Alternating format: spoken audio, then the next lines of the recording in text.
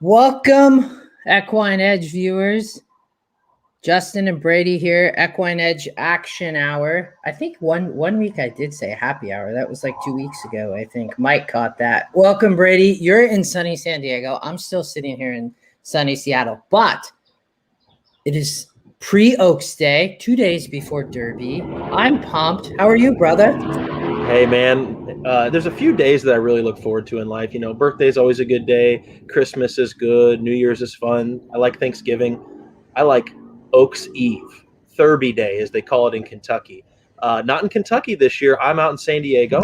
And if you guys want to see the view back here, it's a little cool. So I'm doing the show outside, not to brag or anything, but it's pretty all right out here. So I'm pumped. Got a little golf in this morning. Me and Scotty played, and I ended up, the match went my way, but it was a battle to the end. And so that was fun to play 18 holes this morning and get our minds off of horses for a little bit, because to be quite honest with you, I haven't been thinking about much else over the last week since the post draw. So yeah, I'm excited. We get to dive into this whole entire card, 13 races for Oaks Friday. And then tomorrow we're going to wheel it back and do it all over again for the Derby. And so, I mean, you've been putting in a lot of time. I've been putting in a lot of time. We've been interacting with a lot of viewers on social media, so thanks for all you guys that reach out and send us DMs and tweets and everything. We really appreciate that, and I think that adds to our show. And keep up with the questions, guys. Ask as many as you want tonight. We're going to go for as long as you guys want to today to make sure we cover every possible corner and stone, nothing left unturned on this Oaks Day. So, yeah, I'm ready to dive into it. All right. So for viewers, Keith, Anthony, Chrissy, Karina, John, welcome. We're just going to go through races. We might pull up the ticket generator, but we want to make sure we cover all the races. Obviously, people are going to Anthony, he probably did. I would not be surprised by that. We're going to just go through the races. We'll probably spend a little bit more time on others. Hey, Kent, less on others. We might do some ticket generator in the process. We talked about this before. What's one thing, viewers would love to hear? What was something cool you saw today? And Brady, I know you and I were just talking about this, so why don't you kick it off just as we kind of get going? Sure. Actually, the funniest thing I saw, I think it happened yesterday or this morning, something like that. And it was Chad Brown being interviewed about the Derby. And he actually sat next to Bob Baffert. I think he made up this story, but I thought it was funny.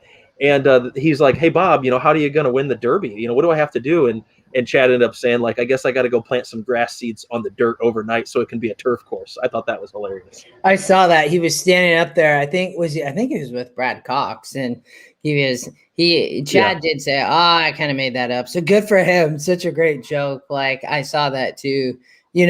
For me, if people have not seen, Gabby Gaudet did a really cool little 5-minute piece on the new Kentucky Derby starting gate. So if anybody has not seen that, it's on Twitter. I know I tweeted it, but you can look. Gabby has a post on it, and I think came also through TVG, but really cool on the new kind of starting gate, which I think does change the dynamic for the Derby. The other thing that I'll mention, and Brady, you had mentioned this to me, there's a guy, PGA Tour, today was his first event. He'd been trying to get on the tour for 8 years or whatever, and there's a cool story on him, and he finally made it. I think he ended up shooting a few strokes over today, but it was really cool just to see how excited he was. And I have 2 boys, as many people know, and seeing him call his dad and how excited they were was awesome. And then he birdied the first hole today. I think he hit it in the bunker. He hit it in the bunker on the first and had an awesome out, and then ended up birdieing. So yeah, for everybody, like the show, subscribe if you haven't. Mo, we're gonna try. So for everybody just kind of joining, we're gonna just kind of go through all the races. We might do some generator stuff, but and then as Brady mentioned, we'll do a special show tomorrow night. Scotty's gonna join us as well, the 3 of us, where we're gonna cover the Derby card. So let's jump in.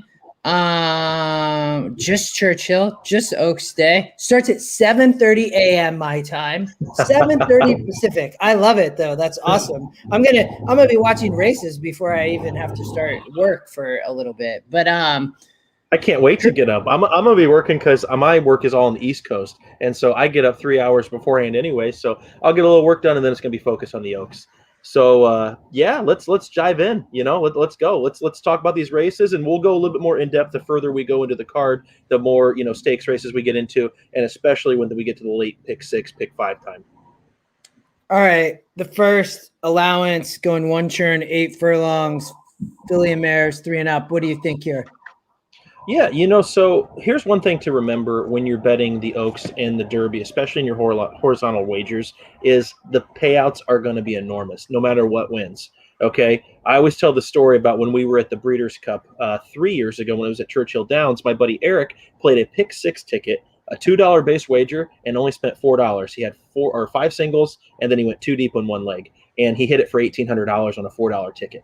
And so you don't necessarily have to think, okay, I gotta trim here or there. It's gonna pay regardless. It's Derby weekend. So I thought this early pick 5 had some value in spreading 3 or 4 deep in some legs. I actually ended up 4 deep here. I went with the 1, 2, 4, 6. And so let's talk about a few of these horses. This is the first race of the day, and it's a $118,000 allowance race. Non-winners a lifetime 1. And so, the first horse that popped out to me was Favorite Sin, the Wilkes horse with Lannery. I like it when they team up together, especially when they get into Kentucky. It's got a nice GSR, saying that this horse maybe wants to be a miler, and that's where they've really run this horse the last 3 times. And he took a step forward last time. So if he repeats that effort, I think he could be dangerous in this spot. I also like the 2 Papa Chalk. This is the Cassie horse that Flo's going to ride.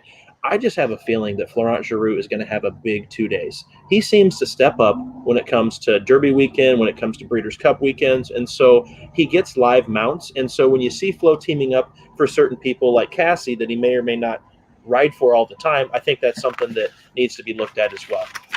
I also looked at this 4-horse, Powder River.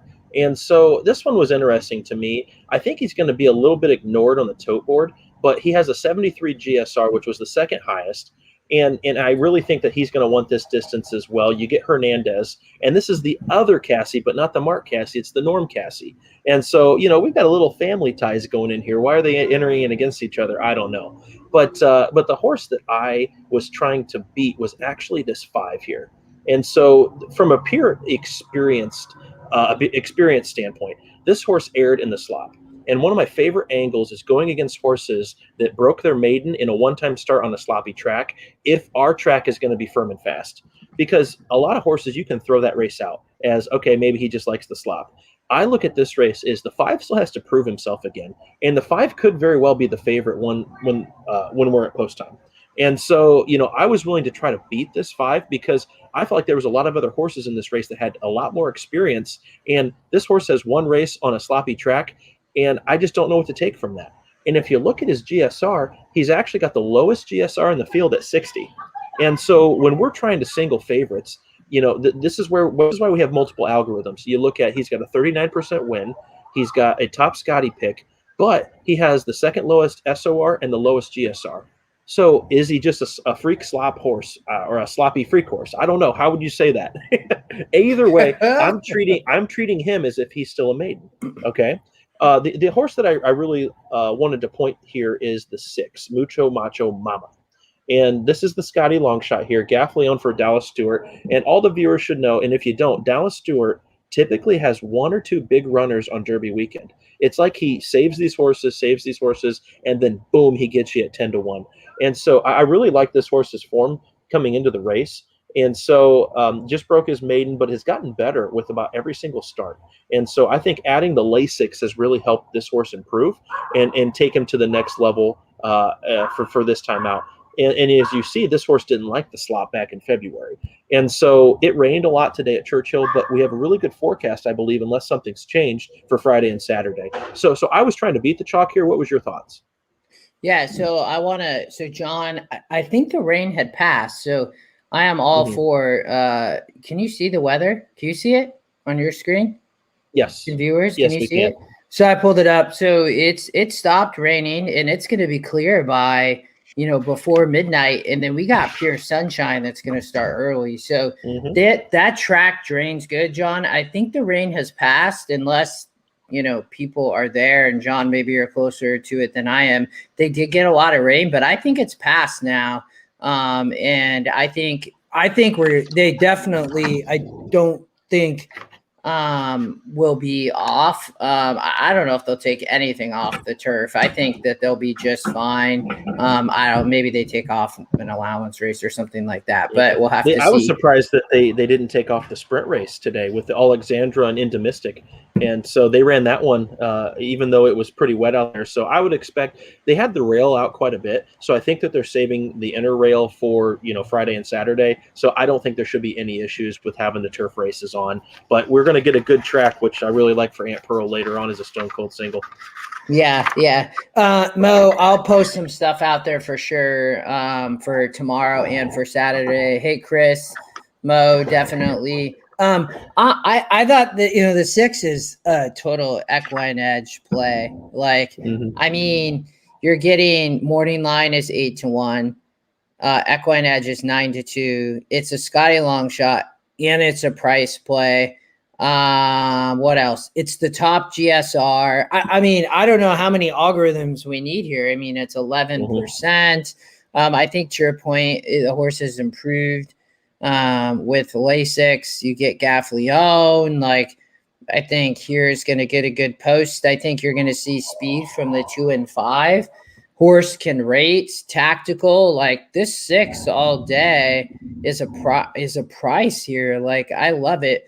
I like your comments on the 5. You do have Saez, did run out of its mind in the slop and now coming to face winners here, which is not easy. Is 39%. Scotty top pick. You like the 1 and 4. I didn't necessarily like the 1 and 4.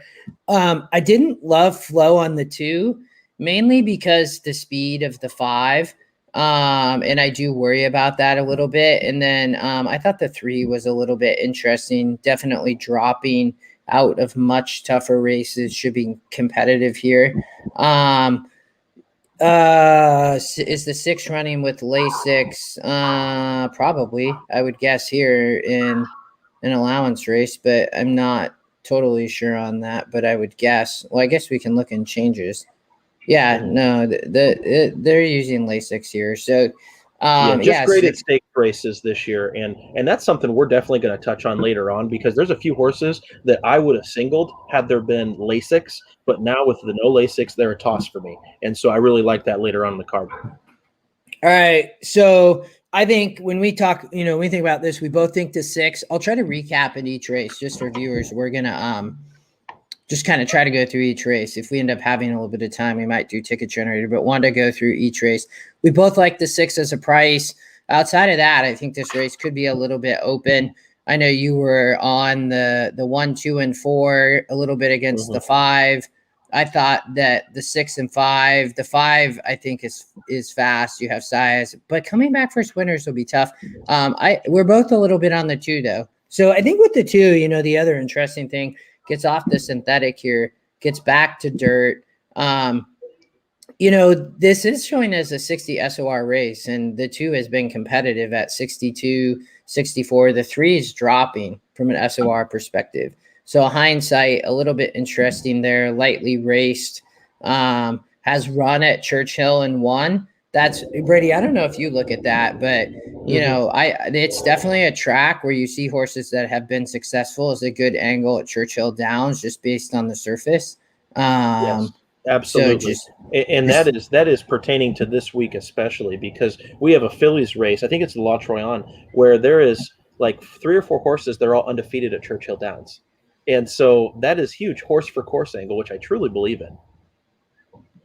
All right, so let's go to race 2, maiden special, $115,000 purse. I just love it. I thought this was a very interesting race. What do you think here, though? This was a spread race for me because I have a single in race 3. I actually went 1, 2, 3, 6, 7 in this race, and so I felt like the first two races were where you really wanted to just be alive and hit kind of a mid price, because nobody really seems like they're going to be favored that much. I think the 5 will be favored in the first leg, but this second race is a great betting race because the favorite could end up being about 5-2 or 3-1. And so the horses that I looked at were Love in the Air, Front Street, Kizzy B, and then we go down to Seaside Retreat, and then however you say the 7 horse, Anamoya. if that's correct. Mm-hmm. And I was really trying to find out how this race was going to shape up from a maiden special weight perspective. This is a $115,000 maiden special weight going a mile. And as we know, Churchill Downs has the one-turn mile configuration, which is a great spot for a lot of horses. And so it's kind of that testing point of, okay, my horse isn't a sprinter, but he's also not a two-turn horse as well, particularly like the Jackie Warriors type. And so instead of running at some other tracks that have a shorter configuration, they send to Churchill to say, okay, I'd like to see my sprinter stretch out a little bit, but not have to go two turns. What worries me is that all of these horses in this race, other than the 5 and the 8 and the 9, have only ran 2 races in their life. Everybody's ran about 5 or 6 races and has had their chance to prove. And so they're not dropping these horses down to the maiden claiming rate, meaning that the trainer really has high expectations for all these horses. Yet none of them are winners. They're all losers. But they're running for 115K. So first or second, still not that bad. And so what I look at here is this is an absolute spread race, because a lot of times I'll take a first-time starter in a race like this when you have like the Cassie horse, the McPeak horse, and the Stidham horse that have all had 6+ tries and still no dice. And so I wanted to spread here 1, 2, 3, 6, 7, and I really don't have a good case for any of them, but I didn't see a single. And so this was another stay alive leg. Yeah, so I'm. This is a tough race.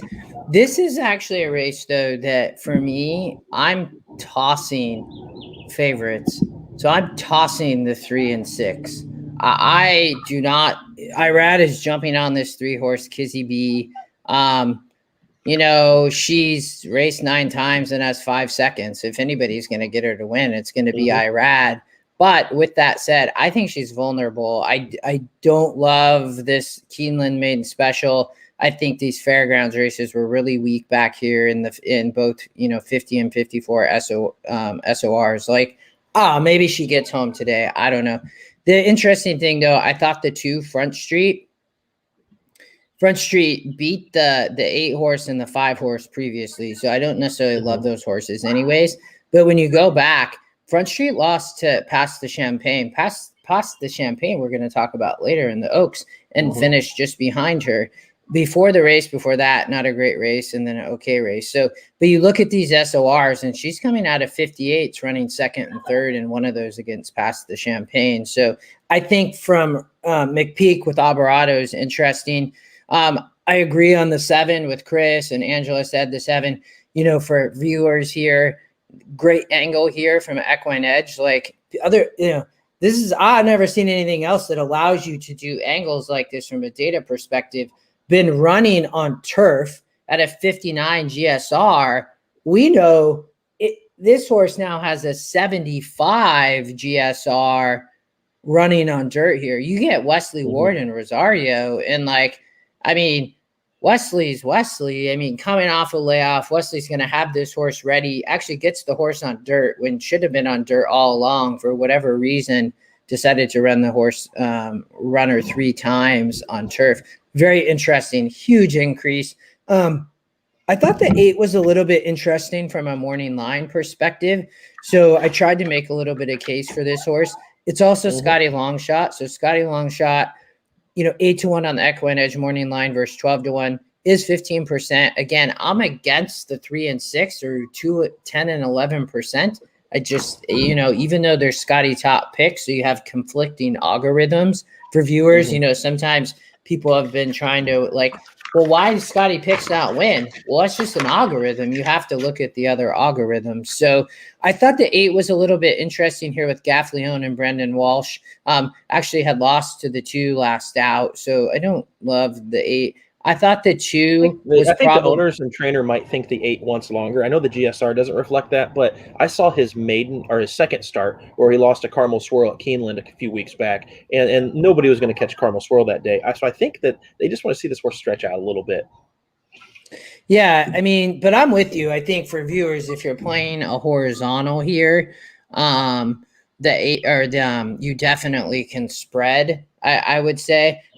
I would land on the 2 horse as my top pick. I think Front Street might just be the perfect race for her. Like, she is dropping definitely when facing those 58s. And I view these as nice 58 races. And now she gets to a 56. from an SOR perspective, where some of these, for example, like the 3, which is why I don't like the 3, has been running in 50s and can't win. If this was a 50, yeah, I think the 3 can get there, but it's not. And that for me is how I play against a favorite when I see stuff like that. All right. Anything else before we go to race 3? It's a spread race. I'm 4 or 5 deep, legs 1 and 2. I want to be alive for my single here in the next. Yeah. Did I see anything on the 9? No. Yeah, you're probably going to single the 4 would be my guess, but you know me. My buddy Nathan, and Nathan's on tonight, is all over this horse, but I'll let you take us through the 4. What do you think about is it Australasia? Yes, Australasia. When I saw 4-1 morning line, I was like, you got to be kidding me. Let me see what EE says here. EE, if you click on that, 4-5 off of a 4-1 morning line. I mean, right there to me is a slam dunk that this horse should be even money. And I would have expected him to be, especially out of his last start. This horse has done nothing wrong in 4 career starts, has blown the socks off of a few horses.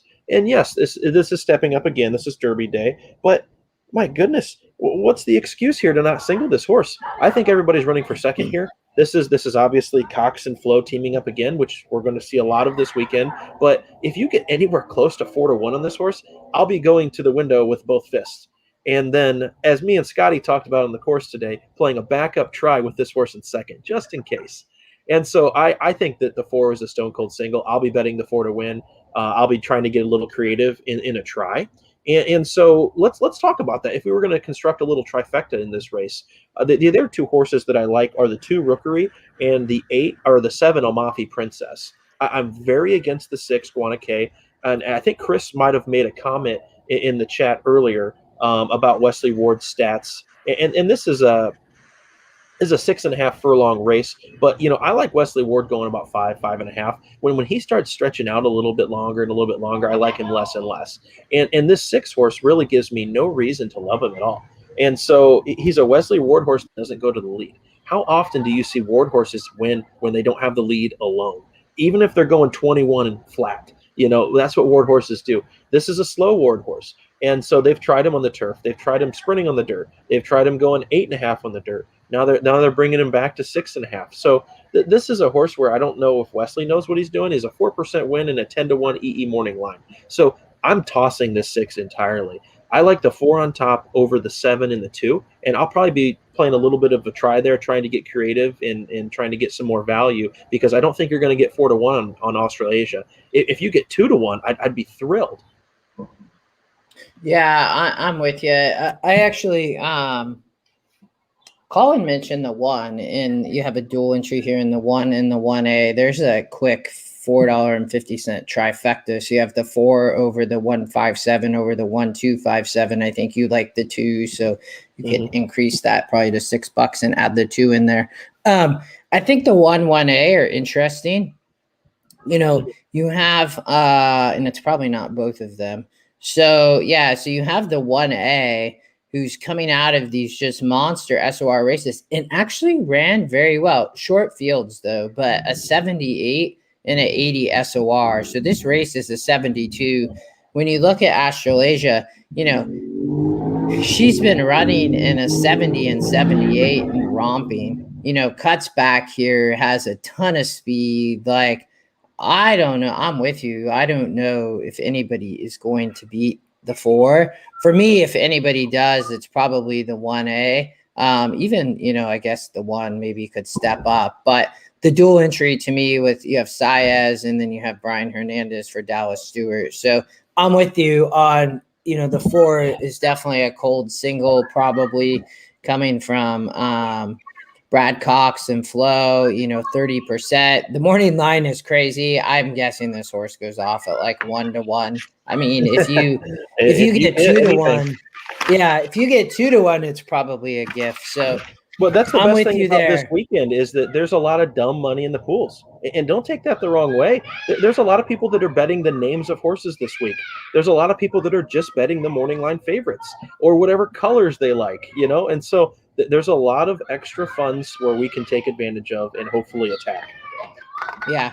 Yeah, and I think Karina, I mean, I see the ward works. I mean, I think this is your traditional ward works. I didn't like the 6 either, mainly just because, for me, this is a 72 SOR coming off the layoff here of couldn't win at 76, which is tough, but didn't run it well in the spin away. I don't know. I mean, hey Jeffrey, I guess maybe the 6 can run, but I was with you, Brady. I didn't, the morning line I don't like either. Another area when I see, almost I like is Brady. You say I like when the morning EquinEdge morning line is half the track morning line. When I see it go the other way is another area that I don't like unless I can find another angle. And in this case, I struggle to find an angle other than you have Rosario Ward, but that's just because Ward's always going to call on Joel to ride here. So, And on that note, Rookery, the 2 horse that I mentioned underneath for the try, has a terrible EE morning line. But what we have to remember here, I'm not betting this horse to win. I'm betting this horse to pick up the pieces. And so, me and Scotty had a really nice talk today on the golf course about trying to configure vertical wagers properly. And a lot of times, and Scotty let me into this nice insight that the horse that you think is going to win can either win or maybe he gets beat by a length or half a length or a nose. But those horses often either run first or second close or they're off the board entirely. And so I don't see Rookery as a win candidate. I see Rookery as a horse at a decent price that could blow up the trifecta at like a 6, 7, 8 to 1, underneath. And so, good points there. Yep. All right. Race 4. We're going to start getting into some, well, no, not yet. We still got another allowance race here. Allowance 3-0 fillies, 118,000 though. Routing this time. What do you think here? I actually spent a little bit more time on this race and actually went through it a second time. Where were you at here? Could you land on something or were you spreading? I had 4 circles and 2 question marks. And so let's talk about these real quick. I like the 1 a little bit, Malloy, this Wayne Catalano horse that Flo's going to ride. And so it really done nothing wrong. Keeps on stepping forward. And I think that they're sending this horse 1 mile and a 16th for the first time. The GSR is not super high. He's a 65. And so, the system says it's probably not going to be this horse's forte. But I like the price at 10 to 1. Maybe underneath, maybe in a deep ticket, I would look at the 1. The horses that I really liked were the 2, 3, and the 10. And so American West is a Chad Brown horse. Here's what I don't like about it, though. He came out of New York. And I know, people can say Chad sends his best horses to Keeneland. Chad sends his best to Gulfstream. But, this one's out of New York. It was purchased for almost $1 million, $925,000. It's owned by Peter Brandt. I don't know if there's anybody in the game that actually places their horses better than Chad Brown. And so he must, know exactly where to place his horses because a lot of times you don't see his horses run that far off the board or get embarrassed. He wins a lot because of good placement. And I know a lot of trainers that can't place a horse to save their lives. And so maybe they should start looking at EquinEdge GSR and then they can figure out where to place their horse. And so, I had to use this American West horse, and 3 to 1's not so bad. He could be like a lukewarm favorite, maybe with the 10. And so, once again, this horse has already gone 1 mile. And now, correct me if I'm wrong. Aqueduct and Belmont both have a 1-turn mile configuration, or is Belmont 2-turn?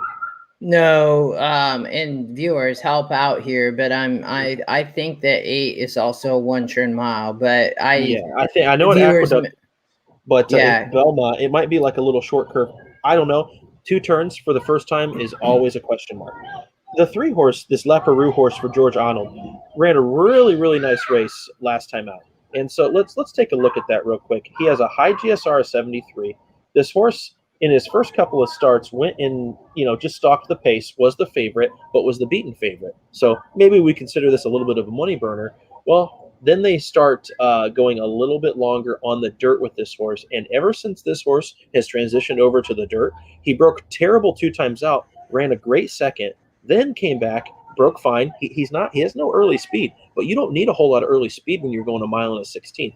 I think that this 3 horse is dangerous here at 9 to 2. I think he's a 2-turn specialist.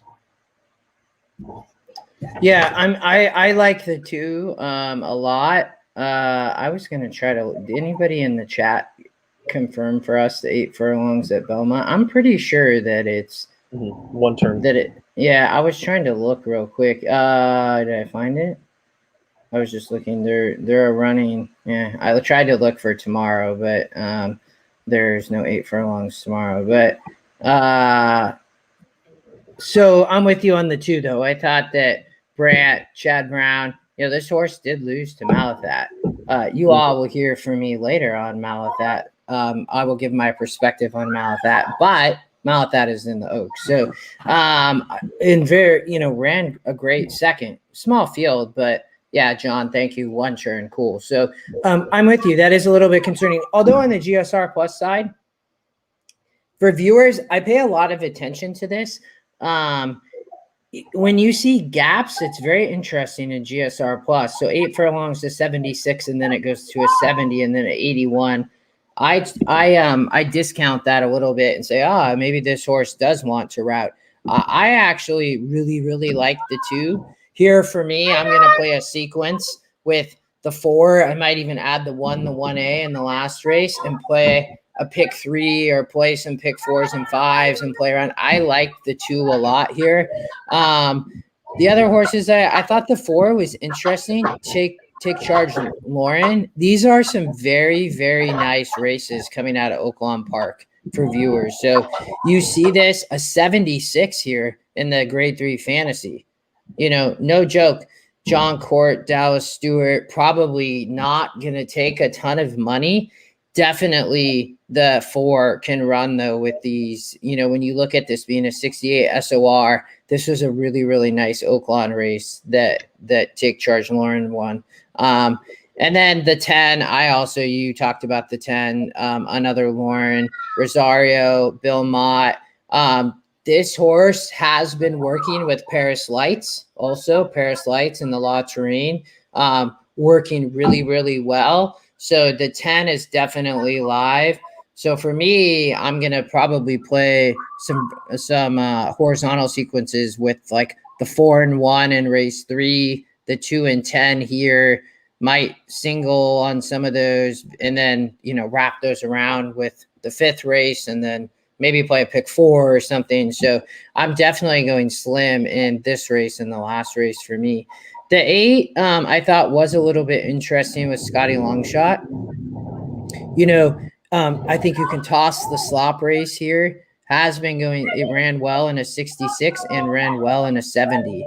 So from a long shot perspective, I think Philip Bauer, Gabe Saez, I think can run here. You're going to probably get every bit of 10 to 1. So I wasn't on Tabor Hall. I didn't love the 1. I thought that the 1 from a sprinting perspective, might want to go long. I think there's still potential there. So the 7, Tabor Hall, Cindy, James, I spent quite a bit of time on. And the thing about Tabor Hall, did beat Carmel Swirl actually. And, and then had, I guess just as a work note there, took a while to break the maiden, didn't run good in a grade 3. I don't know. This is a 68 here and didn't run great in that grade 3. This is a tough allowance race. So for me, I'm just looking at the perspective of some of these have faced a lot better, and I think have the potential here to still step up. Somebody like the 2, somebody like the 10, or even the 4, who's getting a bit of a drop in class. So yeah, in really short tickets, I just went 2-3, and in a deep ticket, I'm going to go 1, 2, 3, 10, only because the 10 scares me. The 10 makes no sense on our system for going longer. If you look at the GSR and the 10, he's got a 56, but like you said, the horse has been training with Paris Lights, and the only horse that this one's lost to is Past the Champagne, who's running in the Kentucky Oaks, for crying out loud. So, I mean, I can't not use this 10. Maybe we can beat him because she's going to be the favorite. And so deep tickets, I was definitely including the 10. I'm going to try to beat in some smaller pick 3s. The thing about the 10, even though when you see a low GSR, ran at 7 furlongs, the thing about this is this horse has a low GSR across the board, right? Mm-hmm. So The system is just saying this is not a greatly bred horse. The one thing I would just add is it does not mean this horse cannot run. So earlier this week, some viewers probably saw I played a Churchill Downs race where I hit an exacta and it paid like almost 600 to 1. And it was bookended by the lowest GSR and the highest GSR. The highest GSR ended up getting second. The lowest GSR ended up getting first. From that, though, where I got the angle was the SOR. You know, when you look at the 10, you know, in Brady, I think you mentioned, was it the 10 with past the Champagne, or was it? Yeah, it was past the Champagne. And it was and then came and won back this maiden race. So even though that she has a low GSR, she just won a 60 SOR. So it doesn't necessarily mean like, oh, she can't run because the low GSR. For me at that point, I immediately swing to the SOR and say, yeah, she wasn't bred great. She only has a 59 GSR, but she's turned into something. Like just and that happens, right? Every horse is not going to line up from its performance to its genetic strength rating. So just the 2 cents there. But I think Absolutely. the Scotty picks here, I think, are really good from my perspective. If people are playing verticals, and I think the 4 can run as well. Yeah, I just want to see the 10 go 2 turns. And so just prove to me that she's not a sprinter is what I want to see tomorrow. And I think the 3 is a true 2-turn horse. And so I'm hoping that the 3 can cross the line first. Yeah, and and I have, you know, the 3-2 and ran at Churchill and ran in a great race. We talked about that. So horses that have run here. You have Julian, so hopefully Julian shows up tomorrow, and maybe Julian will have a day. Let's go to race 5. The 5 horse has scratched. Yeah, I'm pretty sure Nathan Solution. Yeah, Nathan sent me pre-scratches earlier for viewers, so I'm almost positive Ramsey Solution is scratch. So just FYI on that.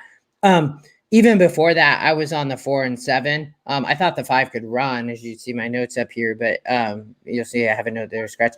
I think the 4 here, like Ever Dangerous to me, I thought was just going to run really well. Castellano, George Weaver, had a tough start there at Gulfstream. Back here, 3 back at Keeneland, beat Fancy Liquor, Bye Bye Melvin, and Pixelate. So this is a 72 SOR. That was 70. Very nice race. You go back to Saratoga, was against Domestic Spending and Don Juan Kitten. Very tough Hall of Fame at Saratoga. And then in the English Channel back here, another tough stakes race. So now dropping into Allowance Company. Tough allowance race, though, at 72. And then the only other horse that I thought really had a shot was the Scotty Longshot, who I'm sure this will change around once the 5 gets recognized as a scratch. What do you think here? It's Flo on the lead on the 7. I mean, I feel like I keep on saying it every week, and I don't love Flo. I like him riding for Brad Cox a lot, but he's getting all these Wayne Catalano horses. And so Wayne's like, hey, Flo, if Brad's not calling for you, I'll take you on anything. But if you look at this horse, who else is going to be on the lead with him? And so what's the other speed in the race? I mean, she's faster than Ever Dangerous, I believe, the 4.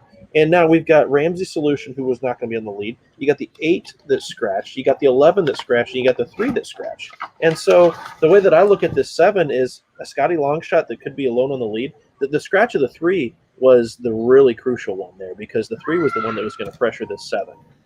So who knows? What I don't like, though, is a horse that's going to be alone on the lead on not so firm of a turf course. And so maybe this turf course is listed as good tomorrow, but we really won't know. And when you're in Kentucky this time of the year, it's not like you're in South Florida where it can pour the day before and then the track can still be fast. There's cloud cover. It's not as warm as it is down there in those other climates. So, we'll see how they can drain this course out. And if it does drain out, I kind of maybe like some horses that come off the pace. A lot of people have to understand how long the stretch is at Churchill Downs. It's a lot longer than a lot of other tracks. And so typically history shows it does play a little bit more favorable to closers. Who's one of the closers or the stalkers? No, Temple. And I think a lot of people say who their favorite horse is. It's horses that win all the time. Temple's my favorite loser ever. I mean, This thank you, horse has cost Temple. me way too much money. I Yeah. Oh, keep this horse going. has changed my life. This horse, he let Tide of the Sea win. I'll never forget at the Pegasus when I had a huge double in the contest into Colonel Liam with Tide of the Sea, and here's Irad and Temple Lumen on the outside. Irad was handwriting him, and I don't know, did he ever pass Tide of the Sea? I don't think so, but he got on even terms with him, and then Tide of the Sea took away. This Temple horse is the ultimate hanger. I mean, and so what they're doing by shortening him up in distance. Let's see, in the McKnight he went a mile and a half, and then the next race, the Grade 2, he went a mile and 3/8. Then they tried to send him a mile and a half again in the Pan America. Mike Maker, this horse does not want to run more than about a mile, I don't think. And so now they're wheeling back to 9 furlongs. Is this enough? I don't know. Maybe this horse is sick of running.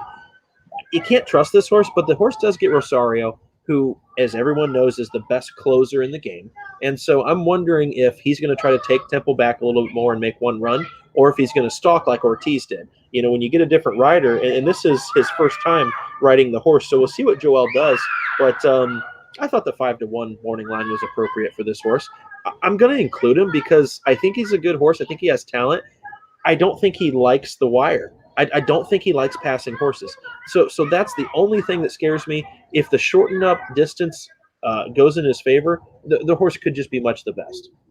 But I also looked at the 10 Spooky channel here and the 9 Fighting CB. So this Fighting CB horse, 8-1 morning love. Are we not giving any love to this horse that just won at Keeneland very impressively? And he knocked me out of my pick 5 when I was there. And so this horse beat Invader, and I had that horse that day, ran a huge number. And so why is this horse 8-1? What has this horse done wrong recently? I don't know. I'm definitely going to have the 9 Fighting CB on my ticket. I think he's improving every single start, and something started to click for him as well. And if you look at his running style, with as long as we can get some more pace in this race, he's not going to be too far back. He's going to be one of those horses that I think they realize needs to sit about 3rd or 4th, not 8th or 9th. And when this horse was not running well, they were sitting him in the back of the pack. So I like stalkers even in a slow pace rather than a closer into a slow pace.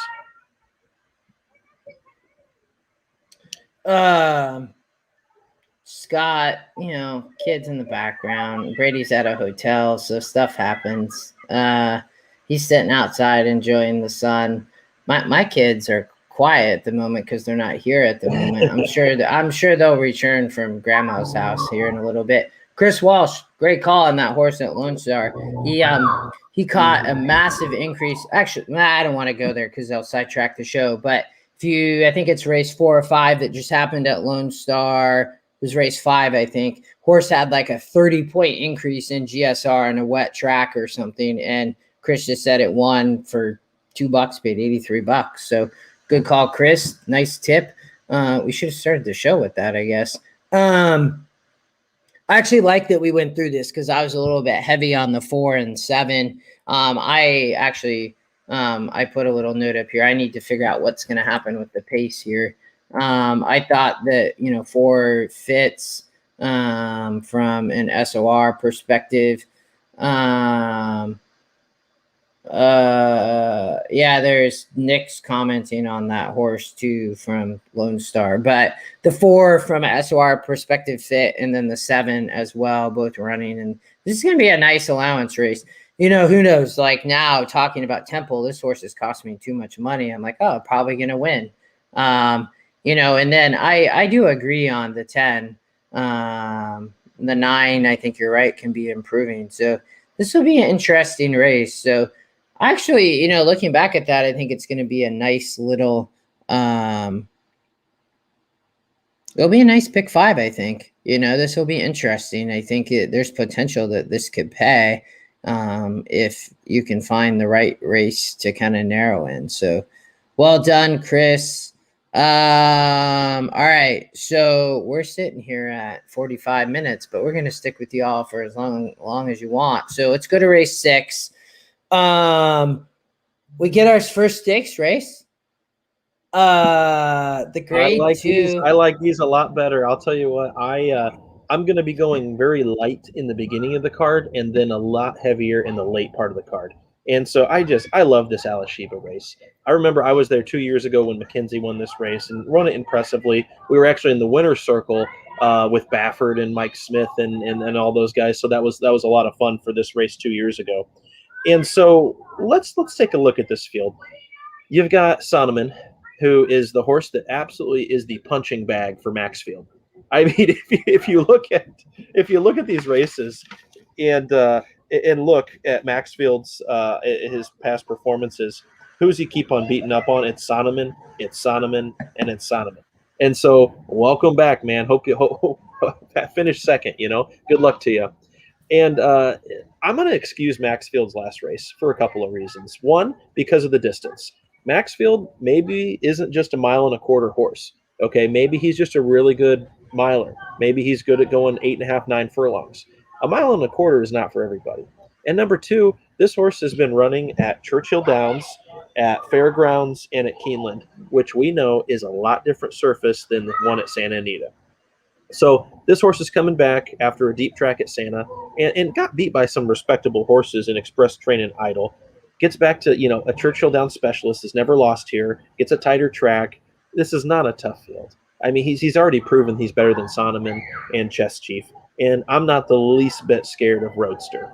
I've divorced that horse many times, and I know he went to Mike Stidham's barn recently, and now he's back in Baffert's barn. I think, did they even try this horse on the turf at one point? No, I think that's what they should do next, is try Roadster on the turf, because I just don't see it. I mean, I know he gets Ortiz, and I just don't know. This horse has just always taken way more money than he should. I think it's the name, maybe the connections, but Maxfield to me was.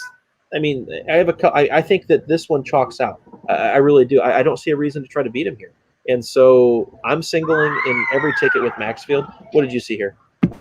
Yeah, I like Maxfield here. I actually am not as against Roadster as you might be, only because I was really impressed with that Grade 2 race at Fairgrounds. I gave Roadster no credit in that race, and he ended up running just a great race. And I think, you get 8.5 furlongs here. I know from a GSR perspective, you might be like, what happened? But, again, the gap in GSRs there is interesting.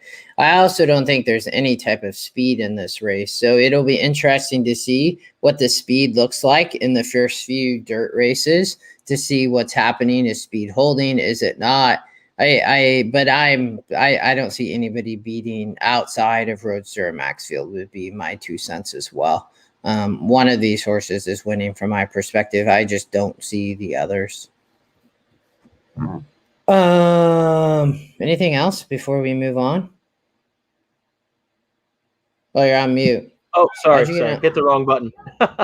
I like Chess Chief for second a little bit. And I think that this could just be the same race that they've ran before, and they might just be better. I don't like attachment rate, and I really don't like the one visitant. And so for me, another thing you have to realize is this isn't the end goal for Maxfield. And so they're thinking Breeders' Cup, obviously, but this should really just be a paid workout for the 6. Yeah. I wouldn't be surprised. I'm with you. All right, let's go. We're halfway through the card. I don't even know what to say about this race. I'm like, well, here's my note. Where's all the other 3-year-old fillies? Like, what's happening? Like, what's going on in this race? So, 8.5 on the turf, Grade 2 Edgewood. You have Aunt Pearl, and I'm like, well, who's Aunt Pearl competing against? Like, I get she's coming off the layoff, but I mean, and I, this is the only thing I would say about this. These races are only getting a 76 and a 78 SOR. These are not in the 80s.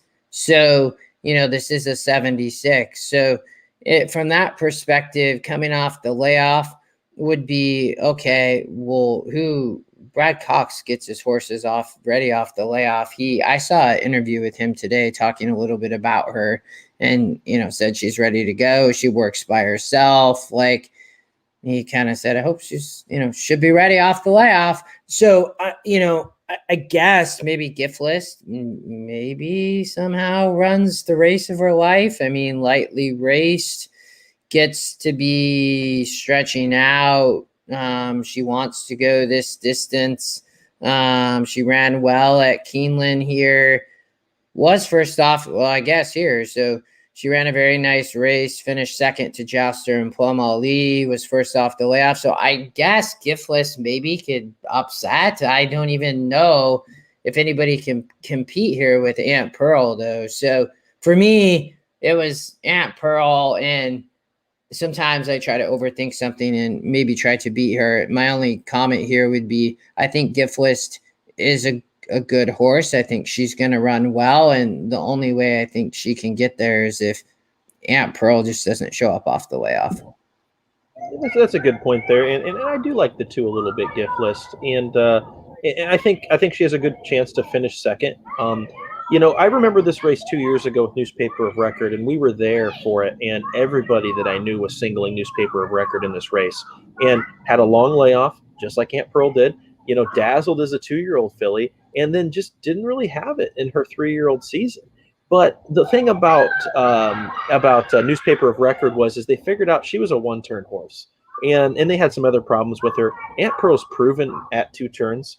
She's only ever gone a mile and a 16th and a mile in her 3 lifetime starts. So it's not like she's trying something new for the first time. So I still feel very comfortable singling Aunt Pearl here. I know it gets chalky with Maxfield and Aunt Pearl. And Art asked us a question of Flo being off of Maxfield. Jose Ortiz is going to be riding this horse, and he was Maxfield's original rider. And so, this was Jose's horse from the beginning. I think when they shipped him down to Fairgrounds, Flo got on him for that race. But I really like just moving on with Aunt Pearl. If you gave me 3 to 5 on Aunt Pearl, I'd be hammering. I see this as another paid workout. Let's look at the SOR here for Aunt Pearl as well. If we go back to the main screen, she towers over this field at who she's faced. She's a 78. You have Zygel, the 7, is a 74. Everybody else is under 68 or under. And so I really like that. We know what she's done. She's proven in the past. So if you were going to try to get creative here, I might use the 3 Scotty picks in a try. And I'm definitely going to be using the 2 gift lists underneath to try to get $5 or $6 on the exacta. Scott's asking why such a long layoff. It was from the Breeders' Cup, and I'm sure they want to go back to the Breeders' Cup this year. And so, they gave her about 5-6 months off, recharge the batteries. And so we don't get to see these great horses as often as we used to. Secretariat ran 2 weeks before the Kentucky Derby and got beat. And so what did they do? They wheeled him back 2 weeks later, and then 2 weeks later in the Preakness, and 3 weeks later in the Belmont. There's so much money in breeding nowadays that they just don't run these great horses. And that's why it's so special when we actually get to see him run. Like Charlatan. How many times is that horse ever going to run? Maybe 1 or 2 more times in the U.S., and then they're going to retire him to stud. And so it's really unfortunate. So that's why we just really have to appreciate when we get to see horses like Aunt Pearl, Newspaper of Record, and the really special ones. But, I'm spread later on. And so if we want to start a pick 5, want to start off maybe trying to single this Aunt Pearl as a free space and go from there? Yeah, I think so. I'm actually, this is why I love we do this show, because I love just dialoguing with you, and I also love dialoguing with viewers. So I think a couple things here. So Brad Cox said early, I think it was today, I don't know if it's today, but he wants to send her to Royal Ascot. Ooh. So like a one-turn mile, maybe that would be cool. Yeah, so I'm not sure his plan there. I think Scott, as a 2-year-old, they got a lot out of her in these 3 races. Broker Maiden, won a grade 2, wins the grade 1 Breeders' Cup Juvenile. There's a lot more for her. I know you say too bad, but I say we get to watch her, and I'm glad that they took care of her. Let her run, long layoff. I partially own some horses. I love giving the layoff because they need it.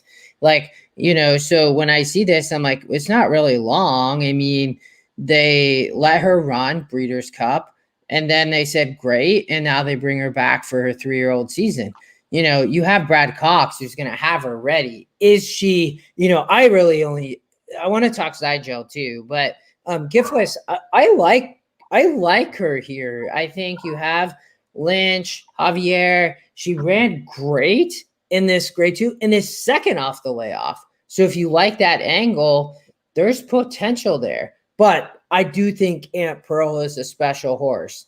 And so I know that, Jeff, they can come back different. They can. I get it. But I think that she is a very, very nice horse. I am curious on your comment, Jeff, though, on Zygel being bred for the turf, because when I saw this, I'm like, why is Zygel running in this race? So you may know something that I don't see in GSR Plus, because when I look in GSR Plus, she is bred for dirt all day long. I mean, it's like, I'm like, why is Fletcher putting Zygel on the turf? Like, is she working out of her mind that like she's just gonna run? I don't even know. And yeah, Scott, like, never want to run a horse into the ground. So, Jeff, I would be curious though to comment here on. Oh, maybe you did. So, Kendra. I mean, if you trust the GSR Plus, it says this horse has no turf breeding, like none. What if this horse is it the opposite of Rock Your World, where it's going to jump 20 points once it gets to the turf? Yeah, or is it the turf's bad for him? The turf's bad for her. Yeah. We'll see. And why is Ortiz not up on this horse? Ortiz chose to ride for Cherie DeVoe on the 1 post up, and so I mean, I would think that Pletcher would get Irad the call if he felt like this horse had a shot. But this is, I can't say this is a man amongst boys because it's the filly race, but it's the I don't know what to say. She's the queen is what I want to say. The queen with a bunch of wannabe queens, I think, here in this race. All right, let's move on to the 8th. La Troyenne. Yeah, we're getting into the great races here, so I love this. I'm gonna let you take this away from a starting point because I want to hear where you're at. I love this race, so you take us through it. Yeah, absolutely. And me and Justin, we talk all week, and we usually don't talk about the races before the show, but we wanted to a little bit before these cards because they're so important. And this was our favorite race on the card. And so, I mean, the Oaks is going to be great, but this was the race that I can't wait to watch and see how it unfolds for a few reasons. You've got the reigning Kentucky Oaks champion, She Dares the Devil, coming back, was impressive, and just held on in her first race as a 4-year-old. You've got Dunbar Road, which is a Chad horse that's coming off of a long layoff since November. You've got this Invutante. Am I saying that one right? The one horse, Invutante, something along those lines, who is an interesting pace horse in this race, where, could She Dares the Devil face a little bit of pressure from this one? How is she going to react? You've got Paris Lights, who's won big races without Lasix, and the 6 Sanias. Both have run without Lasix and have proven that they can win. Some of the horses have never ran without Lasix. Now let's look. The 1, the 2, and the 3, who are my top 3 contenders, have only ever ran with Lasix. So what do we know? We don't know what we don't know. And if these horses bleed, that's going to be a good thing. A lot of times you'll see a horse that's like a heavy favorite running in a race without Lasix for the first time, and they just run up the track. I mean, it's really disappointing. And so I'm not sure. Is that maybe what happened to Vequist down at Florida? I don't know. Maybe that was. That's just a favorite that came to mind that absolutely unimpressed. And so my top 3 choices were the horses that are trying Lasix for the first time, but I wasn't so confident. And I'm like, to me, this race went through, the 1, 2, and the 3. If the 1 can pressure this 2 horse, I think this could set it up perfectly for Dunbar Road to close if she's fit. And like I said earlier, Chad places his fillies in places where they can win. And I know this is a $500,000 grade 1, but that's what Chad Brown does, is he wins grade 1 races. And in this Dunbar Road horse is no disrespect. Do I think She Dares the Devil is going to win? Absolutely. Even if the 1 provides a little bit of pressure, how this horse fought off Latrushka, who came back to beat Monomoy Girl and Swiss Skydiver. I mean, my goodness. In your first start back after a layoff, that's incredible. After I mean, with what Matrushka ended up doing a couple of weeks ago. And so I really, really like the class of She Dares the Devil. I think she's the horse to beat, and I think a lot of people would agree with that. But with the horses that could make this interesting, what if the one just sends and gives She Dares the Devil all she wants in the front end? This one horse is going to be a price and has early speed. And you've got Brian Hernandez riding for McPeak, which, when they team up, that means serious business. And so I'm like, okay, well, I can't really afford to go 5 deep. And then I see Finite on the outside, the Asmussen horse with Santana. We haven't even thought about Steve Asmussen yet, and we're in race 8. And so, hey, Steve's over here like, hey, guys, remember me? I'm a pretty good trainer. And when I put Ricardo up on a horse, I mean business. So I had to make a really, really crucial decision here. I ended up going 1, 2, and 3. The horses that have ran only on Lasix, and I'm taking a risk that one of those 3 will be much the best.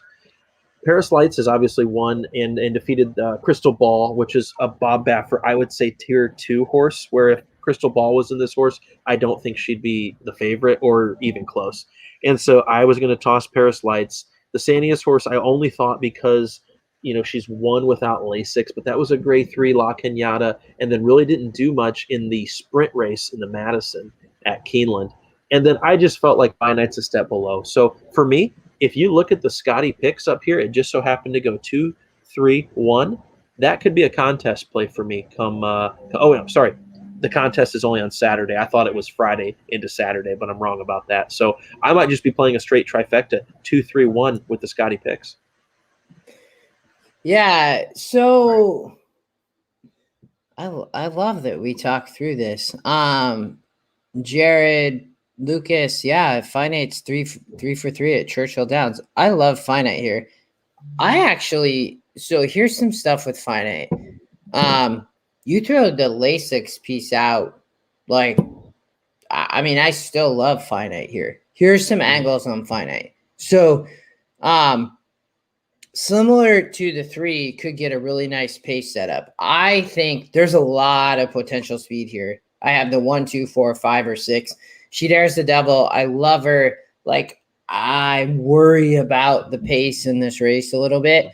Just this Dunbar Road might get the pace set up.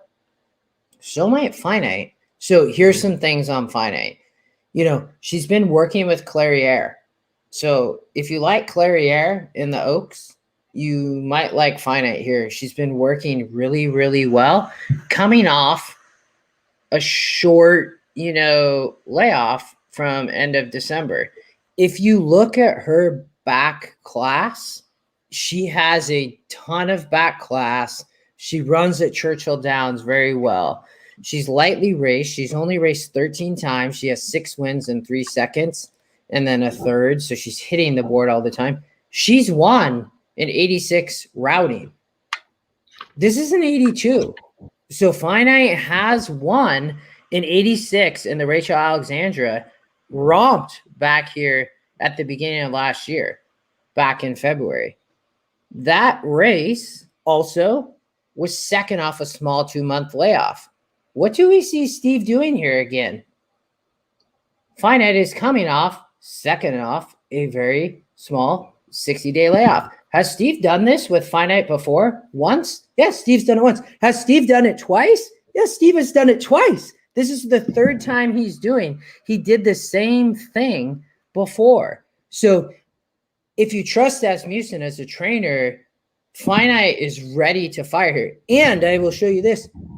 Finite off the layoff, first time off the small layoff, ran in an 86 SOR in the Bayakoa at Oaklawn in the slop. You might say it was a slop. She ran 3rd.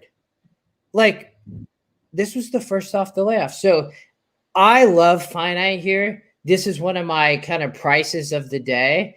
I love the way she's working. I love how Steve gets her ready. You're getting the second off the layoff again. Does Lasix come into play? I don't know. I'm going to have to throw that out the window from an angle perspective. I think whether it's valid or not, it could be. I like it because I think there's going to be a lot of pace here.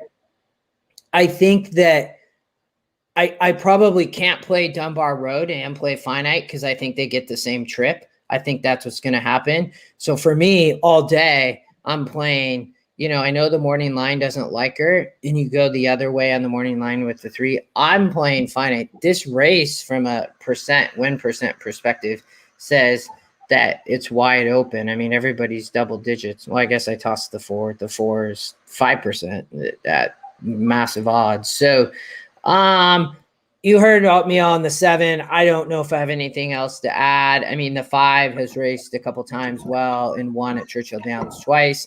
Is lightly raced in Paris Lights. And then I'm with you on She Dares the Devil. I loved her in her first off the layoff. She ran a bang up race. Just bang up. So for me, I'm probably just going 2-7 on any horizontal tickets. And I'm going to play some tickets because I like finite. Here, and I'm hoping I'll probably play a 2-7 exacta that finite gets up and She Dares the Devil runs a great race and just finite gets up. But I get Dunbar Road as well. Like, I get it. But for me, I'm going with the price with finite. You made a great case for that. Nice analysis there. So tell me this: if the 1 goes with She Dares the Devil, you see finite out kicking Dunbar Road late. Is that correct? Yeah, that's what I expect Steve to do. If you look back here, right, and we look back at her races, on some of these and routing, like whether she's close or not, I just think that she's going to get the good trip. I don't think she's going to be super close to the pace. I mean, I think she's going to be up there, but I think Ricardo's going to set her back, and I think she's going to be the one that picks up the pieces over Dunbar Road. I know a lot of people like Dunbar Road here, and they might be thinking of it from the same perspective on the pace. For me, I'm taking finite. Steve, Ricardo, like, I just think that she's going to show up here. And again, she's lightly raced. I mean, only ran 13 times. I mean, she is a 4-year-old filly, so I guess not super lightly raced. But from that perspective, like, they've not run her into the ground. They place her in the right place. Steve gets her ready. And I love this. I love first off the layoff in an 86, and she ran 3rd. It's only a 6-horse race, but still ran a great race. And we're dropping here. She's dropping to an 82. So I do want to, I know I've talked a bunch on this, but Chris, you had asked earlier, what do you do if all horses are below the race SOR? You got to figure out who's going to step up. That's the angle. There is always an angle, and we will, I will talk about this a little bit when we talk about the Oaks. There's always an angle where a horse can improve, and maybe if everybody's below it, I guess you got to figure out who's going to improve. The system is saying somebody's going to improve, which makes sense. So, yeah. And Karina, good point. So I know that when you talk about surface distance, so GSR, you are right here. This is a huge angle. So look at this. Finite at this distance has 2 wins and a 3rd. The average SOR, which ties into what I was saying, is 79. That's 4 points above She Dares the Devil. It's you're finding the same angle that I was finding by looking, I'm looking in handy view trying to go at it. But the system tells you right here, she loves the distance and has been facing way classier. And then for me, I'm like, and she's second off the layoff. This is where she excels. So good point, Karina. She's undefeated, Jeffrey, at Churchill. I mean, can we go 4 for 4? I mean, why not? So I talk too much, but anything else for you on this one? You made some great points about finite, and I wasn't looking at finite until you said something there, and it actually makes sense that finite could trip out if the 1 does go She Dares the Devil. So if we get that pace scenario, finite and Dunbar Road are going to come running, and we're hoping that finite can outkick Dunbar Road there because we're going to beat some chalk. The other scenario is if the 1 does not go with the 2 is absolutely gone in this race. And so I would almost be willing, depending on how spread we are later on, I would go 2-7 with option 2, 3-7. I don't think the 1 can win the race. Now that we've talked about the pace scenario, because the 1's going to burn her wheels if she tries to go She Dares the Devil. Okay, the 1 does not win this race under any circumstances now, in my opinion. Yeah, I'm with you, and I think let's remember this sequence, and we can come back and put a ticket generator in, and maybe we'll do that at a couple of sequences. I know we had a few others, so. Let's keep going because Okay. we're right at an hour, but we'll keep rolling through this. I love this. I'm so excited for the next 2 days. Absolutely. Oh, the 8 bells. For viewers, this is the hardest race of the card for me. I struggled so hard on this race. My notes say I love the 7 horse, but like I think a lot of people like the 7. Maybe it's just EquinEdge people that like the 7 because I've heard from a few people. They're like, I love the 7. I'm like, yeah, me too. So maybe I'm overthinking, but I think that this is a very tough race. The 8 bells. I love this race, but it's tough. I don't necessarily trust the 10. I just don't. But why don't you take us into it? What do you think? I don't trust the 10 either because I trusted the 10 in the BCBC, and she let me down when Joelle came up the rail on VQuest. I was like, come on. I mean, Alvarado was riding. Now you get Corrales, so Alvarado off. And I don't know. I don't know what to do with this 10 horse.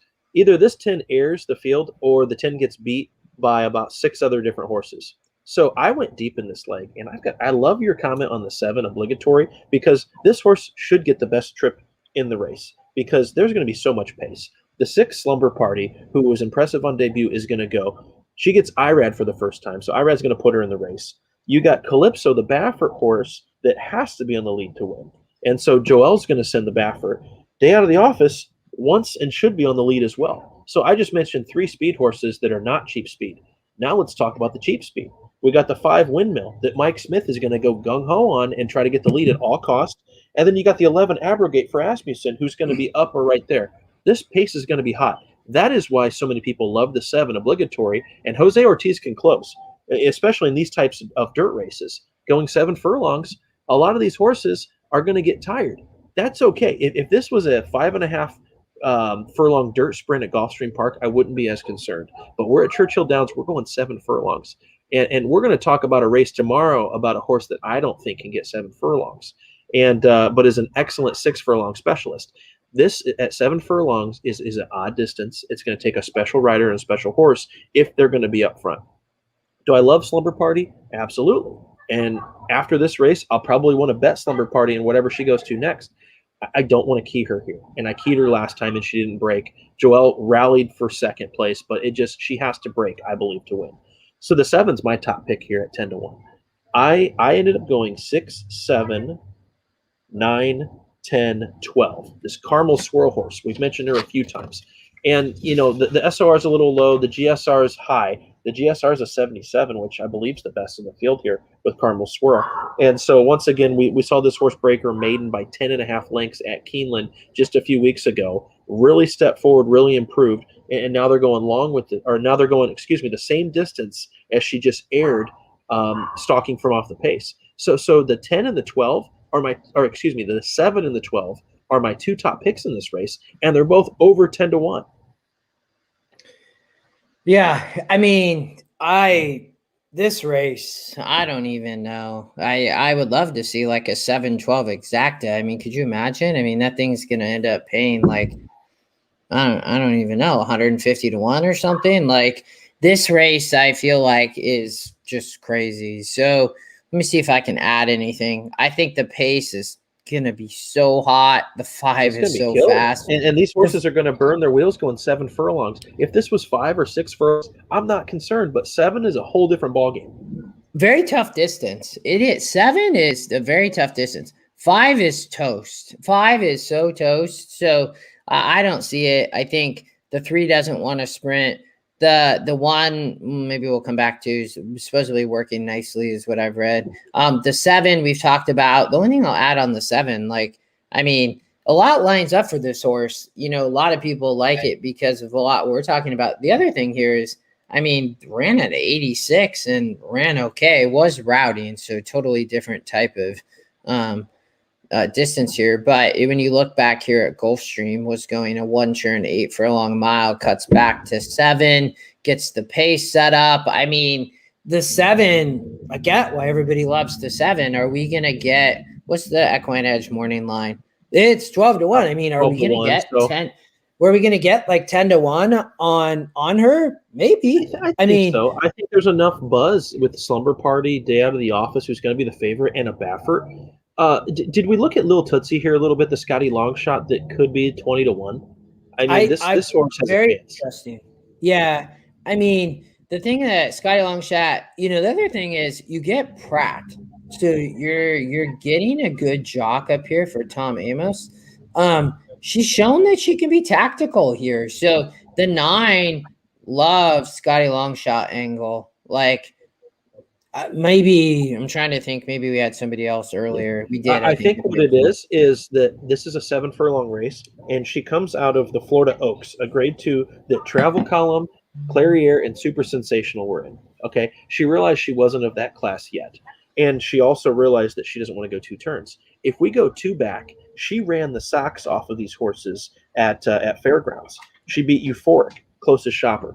And that was going 6 furlongs, and she ran a huge figure, 1/4 going away. And so if we just take her away and cross out her last 2 races that were both at a mile and a 16th, I think this horse would be close to be vying for favoritism at like 4-1, 3-1. But here's the thing. People don't forget those races. People are just looking at, what have you done for me lately? I'm saying let Little Tootsie be in your mind. Scotty Longshot getting back to a sprint distance. I think she's super dangerous. So my top 3 picks in the race are all, was she 8-1? So we got a 10-1, over a 12-1, over an 8-1. This is where I'm getting paid in this ticket. I hope we can beat the chalk here. Yeah, I'm with you.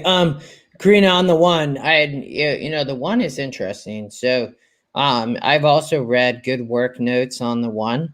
You have Gaffleone on the rail. I think the rail is okay, sprinting at Churchill, if I remember correctly.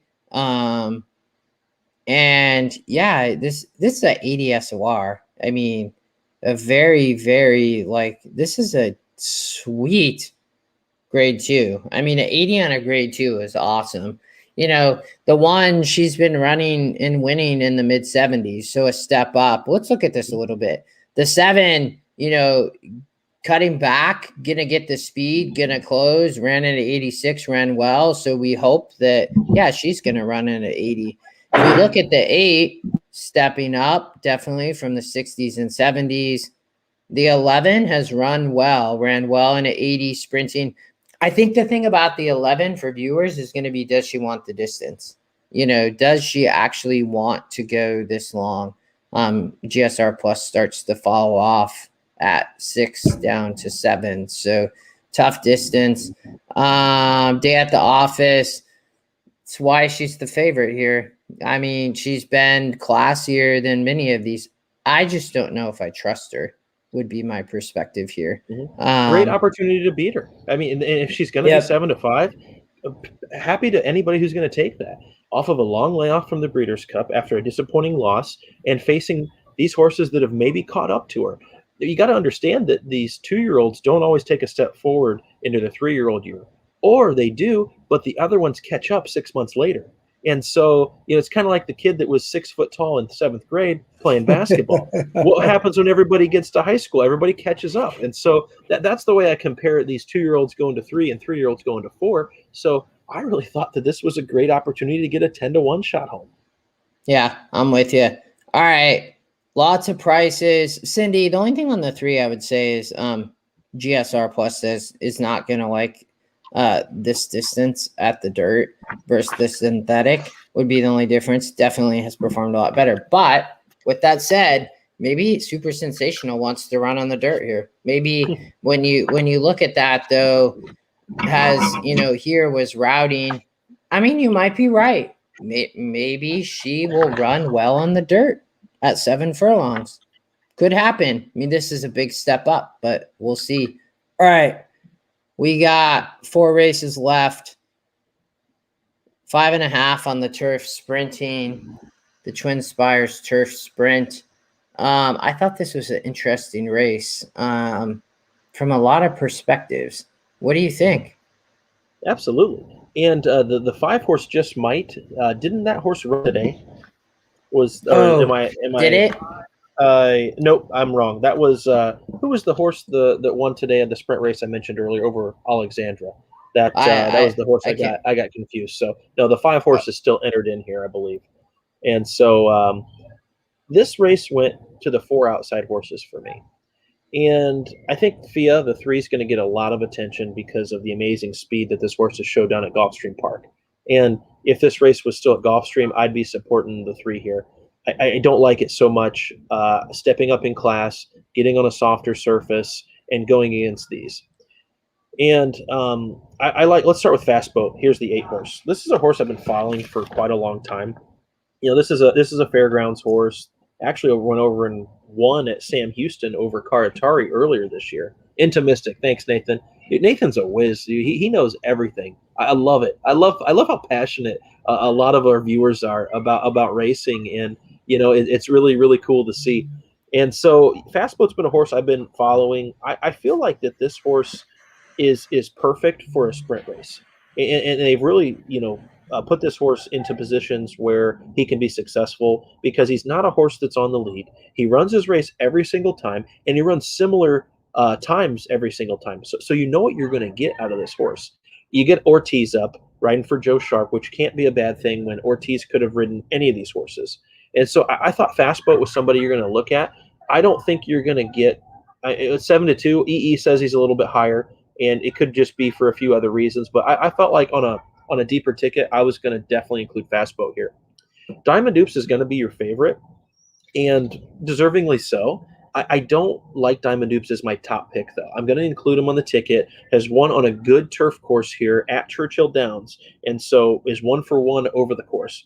Nothing really to hate about this horse. I think he might need a little bit of a pace setup from FIA, which he's going to get. So, I mean, if it's his day, it's his day. But when you're betting closers, you're going to make sure you don't have any traffic trouble.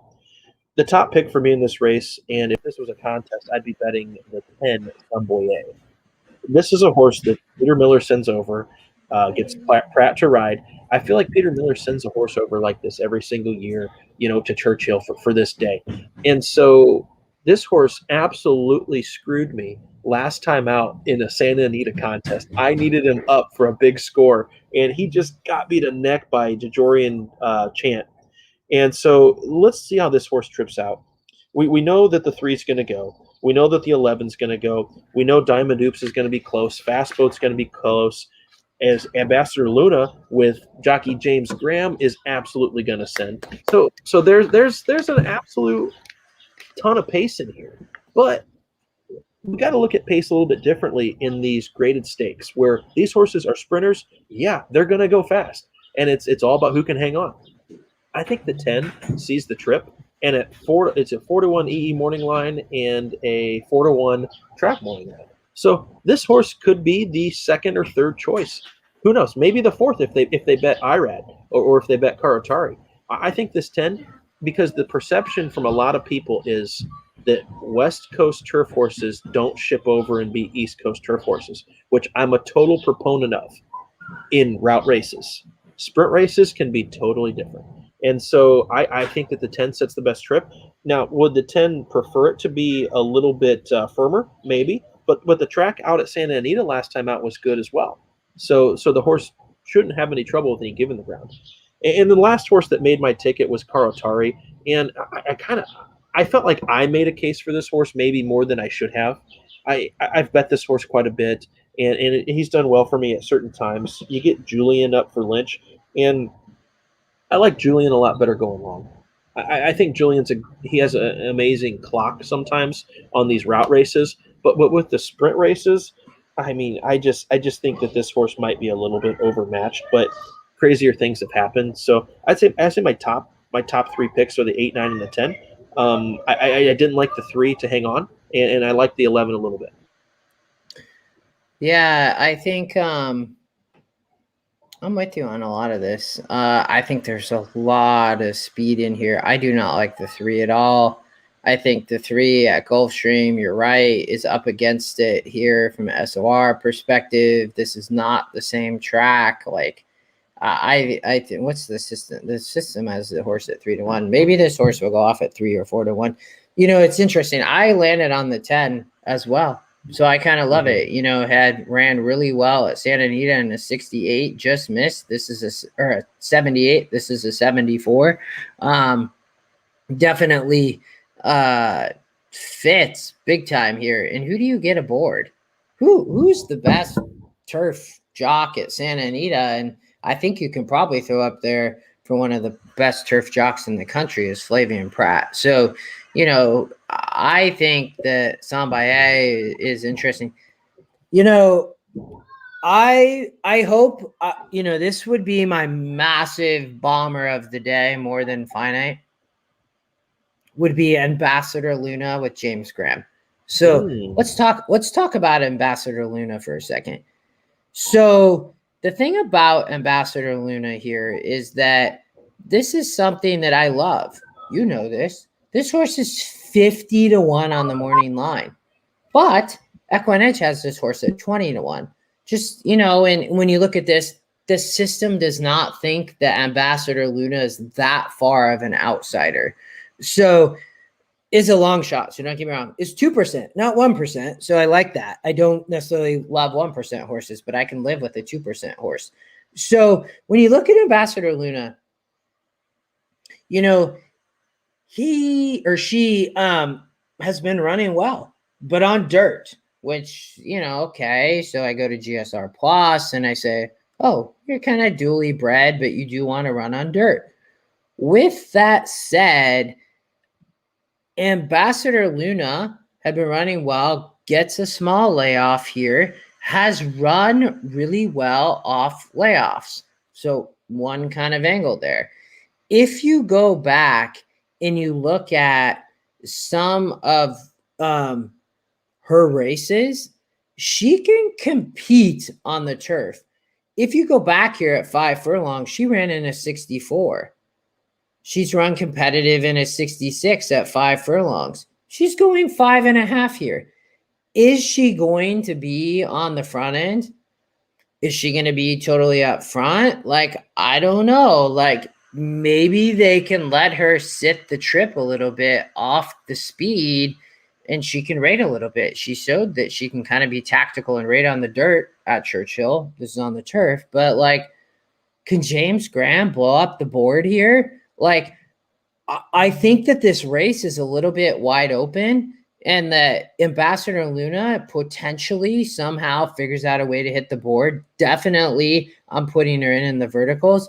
There's something that, and you have James Graham, who just is no joke. I like James Graham. I have not learned about James Graham until the last, probably year.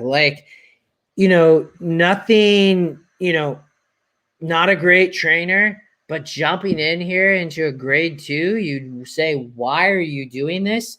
This to me is not the worst long shot in the world. Total long shot. So viewers, don't get me wrong, but I think that there's potential here that you could see a price in this race, whether that comes from somebody outside the 10 or not. I don't know. Classy John, another potential long shot. This horse has been totally different on the turf.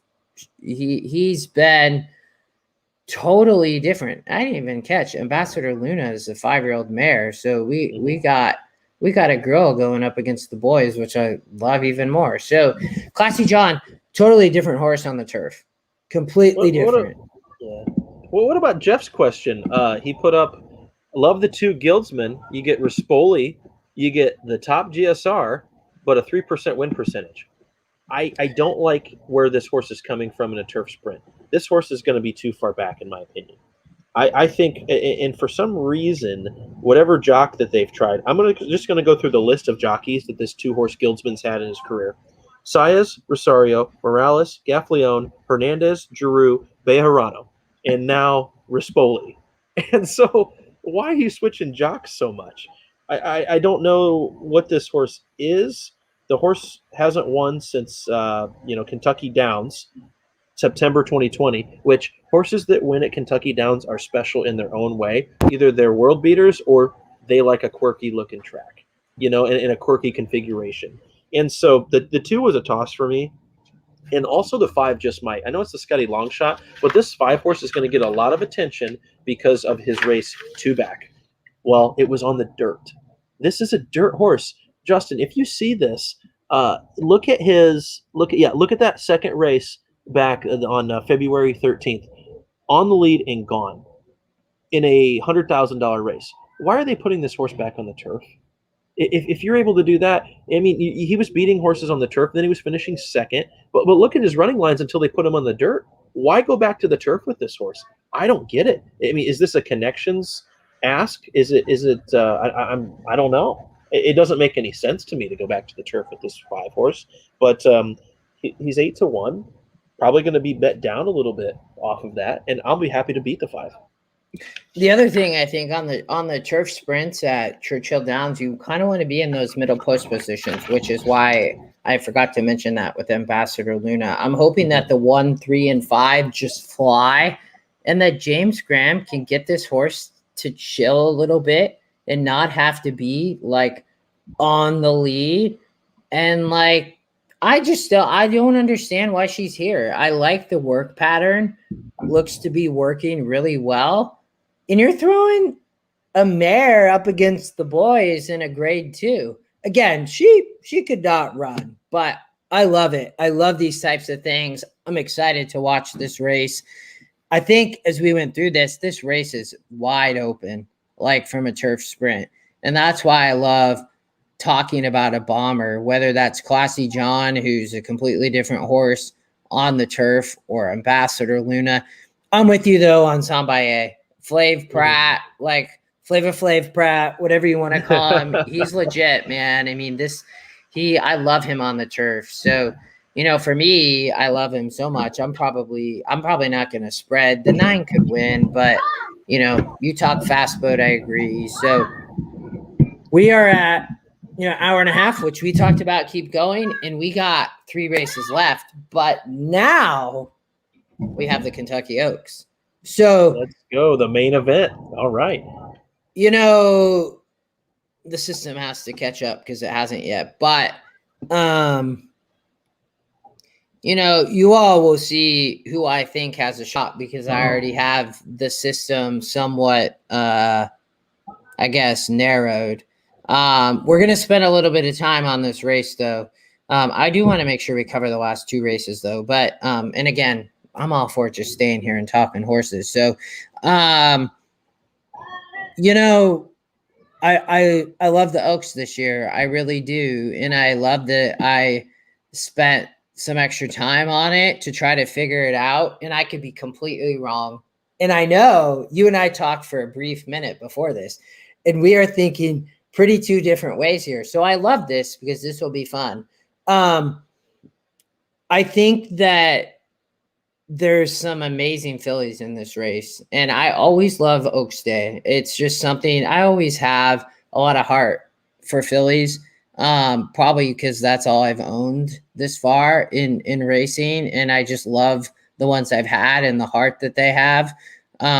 Nothing against obviously a Colt or Gelding or anything, but for me, I always love the Oaks.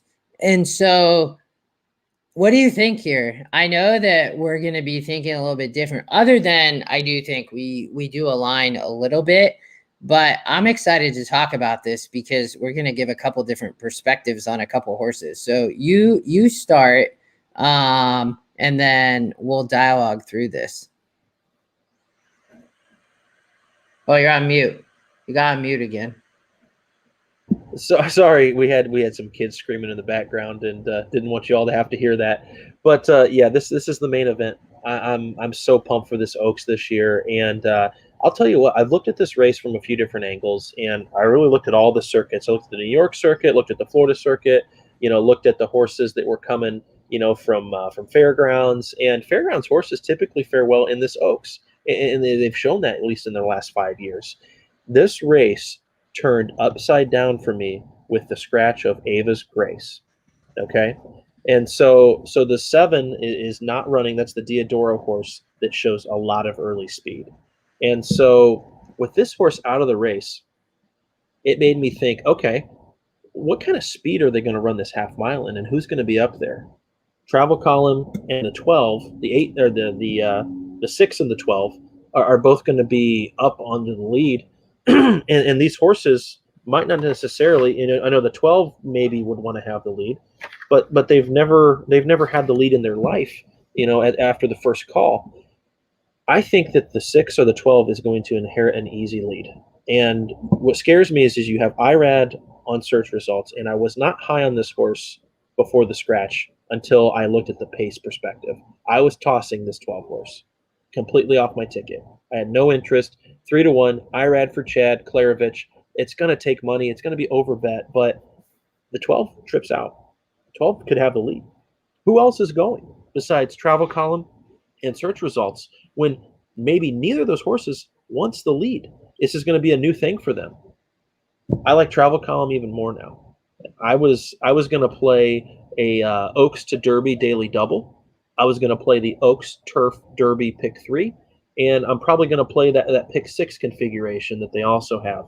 And I'm gonna press Travel Column in a lot of my ticket whack equity. And like I said, I was looking at Clairiere. I was looking at Pass the Champagne. I was looking at Malathot. With Ava's Grace scratching, Travel Column is going to be there and sitting second, worst third at the top of the stretch. And I don't think that these horses can keep up if they go 49 to the half. Call me crazy, but I think that they're going to go about 48-4, 49 to this half mile. And if that's so, I think Travel Column has this race in the bag. If there's some sort of pace that I'm not seeing here, I know here Cindy says the 8 should be on the lead. That's Mraz, the Mike McCarthy horse. You get Pratt to ride aggressively.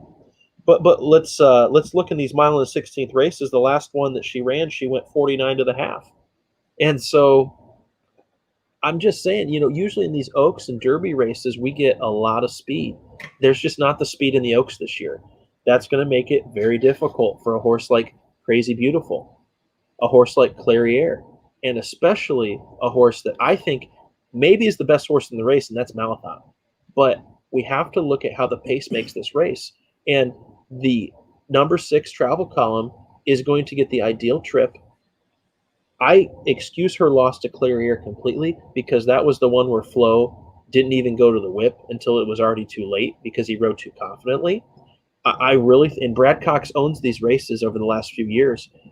I'm going to be pressing Travel Column extremely heavily in a lot of tickets. I am going to play a saver ticket, but only with Malathot. I'm not the hugest fan of search results, even though I do think she trips out. And I'm all about Travel Column here. I'll be singling in a lot of tickets as well. What do you think? I'm just excited to watch this. Whoa.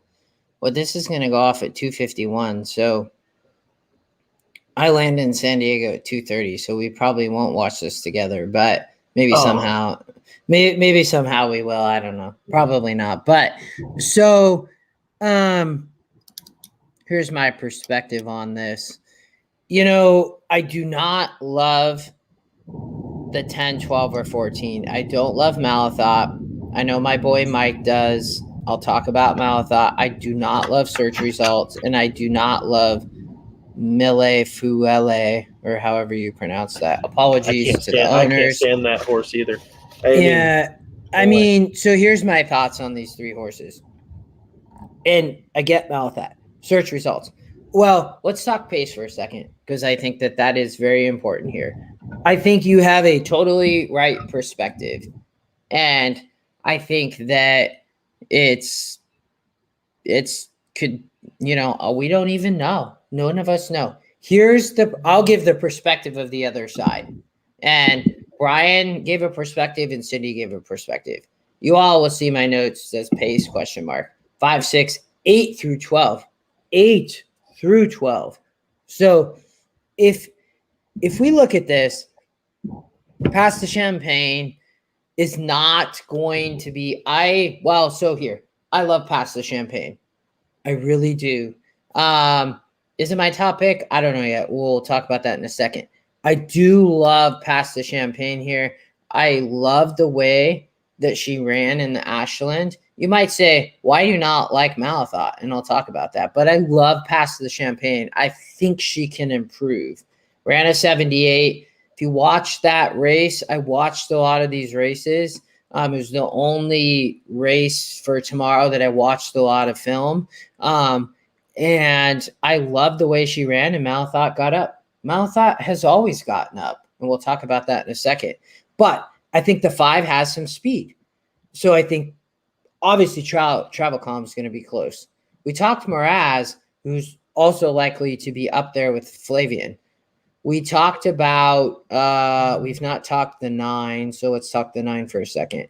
So the 9 horse Coach. What's going to happen here? Like, you have, is Coach going to go to the back? Is Brad Cox like going to send Coach out? Like, what's happening with Coach? Like, put me in, Coach. Yeah, put me in, Coach. Like, what? The thing, I guess, the angle part of it here is who's riding Coach. That's Luis Saez. Yep, is Saez gonna send Coach? Is Saez just gonna try to like? So I get running lines don't display that, but what's happening with Coach Malathot? I think with Malathot, I don't know here. So I'm like, okay, whatever's going to happen. I do think John Court, I think you're right, Brian. I think Court could show speed here. And I also think Mraz could show speed Cindy. So I like hearing that.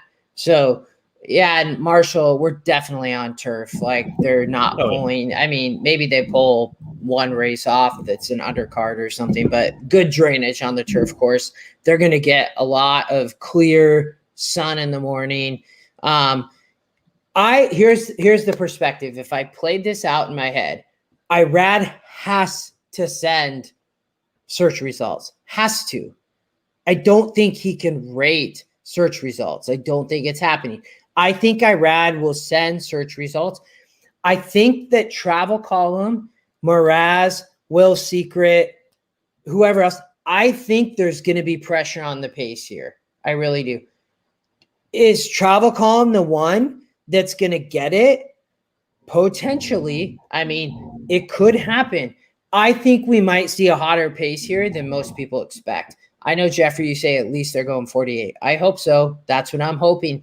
I truly do think that the whole scratch of Ava's gift or Ava's secret or Ava's grace, like, is a little bit of a camouflage for a lot of people. I get that some of these maybe have not necessarily shown. And if you look at the fractions, they're running in the 49s. I just think because Irad's going to have to get over on search results, I do think we're going to end up seeing a pace. And I think that Travel Calm definitely get it from the perspective of, you know, GSR fits, SOR for sure fits. You know, so when for me, I look at it, I'm on Clairiere, Crazy Beautiful, Past the Champagne, and Travel Calm. I don't love Malathot at all. She gets up, barely gets up. You're going to have, you know, these are not the same horses. She's been facing way easier. And I could be wrong. Totally could be wrong. The system likes her from a morning line perspective. She's been running and barely winning in 78 and 72s. If anybody wants to watch video, watch her race on December 5th and the Desmoel, the grade 2. Watch it. And then watch the Ashland and see if you still like Malathot. That's all I would say. Personally, I don't. I don't like search results having to send. I think it's going to get stuck up here in the pace a little bit. And I don't like the 14. I don't like any of the back class of these horses from an SOR perspective. So for me, when I look at class wins, I look at Clairiere. Clairiere in Travel Calm been going at it. I'm hopeful that Clairiere gets up here. For me, I think she's green. If you watch her races, she's still learning. She's very young. Like, she has the potential to improve. In the Fairground Oaks here, I get Travel Calm had a bad trip. So did Clairiere. They both did. Like, but now it's Clairiere's turn. Clairiere going to get up. You know, I don't know really what to do with Crazy Beautiful, I would add. Top GSR and Clairiere. Yeah, and I don't love Malathot. Even though Malathot has the highest GSR, I like Clairiere better than Malathot. Yeah. I think she's classier. Oh, Malathot's got a 91. Okay, I thought Clairiere was the top at 89. Yeah, but I personally, if you look at SOR, I mean, Clairiere's been trading. If you like Travel Calm, you have to like Clairiere. You have to. Like, they're classy. They are the class of the field here. And, you get Gaff, you get Asmussen. We talked about Steve earlier with Finite. Clarier and Finite have been working together. So maybe I'm a little bit skewed because of that. Like, What I do you do think of the rider? You get Gaff for the first time. And so Ricardo was on this horse, and something must have happened when Clarier lost to Travel Column the first time, and Ricardo was off for Joe Talamo. And so now Asmussen goes to Gaff Leone, and Ricardo's on, let's see here, the other Asmussen, Parlene's Pearl. What do you make of the rider change? Yeah. And I mean, does the one want the distance? And actually, some people are talking about Parlene's Pearl, and maybe they're talking about it because Ricardo. I'm okay with it. I get it. Like, I think that, I didn't do any research into Stone Street. Actually, I did do a little bit of this. I don't think that they've used Gaff before. So they've traditionally used Ricardo. So I don't know. I try not to get hung up on that because I think that, I think it's about the horse. I mean, don't get me wrong, athletes and jockeys, they're there in all of it. But I also think Gaff is no joke. So, and you're right, Colin, maybe Ricardo picked the one. Who knows? The other, I don't know about Crazy Beautiful. Again, I'm on the 3, 4, 5, and 6. I haven't figured it out for viewers yet. The Crazy Beautiful is like, I'm just not impressed with the Florida fillies. And she came out of a race against a turf horse in Cone Lima and Millefew. And so who is she beat? I don't know. And it was a first wire at the Florida Oaks there. And so I don't know. I don't know what to do with that horse. I think 15-1 is the appropriate price on the floor. I honestly do. And she's lost to Travel Column before. So, is she going to get a pace setup? Like, everybody thinks there's no pace, and I know you talked about that, and I don't disagree. I could see it having no pace. If there is some pace, for me, I take Clarier.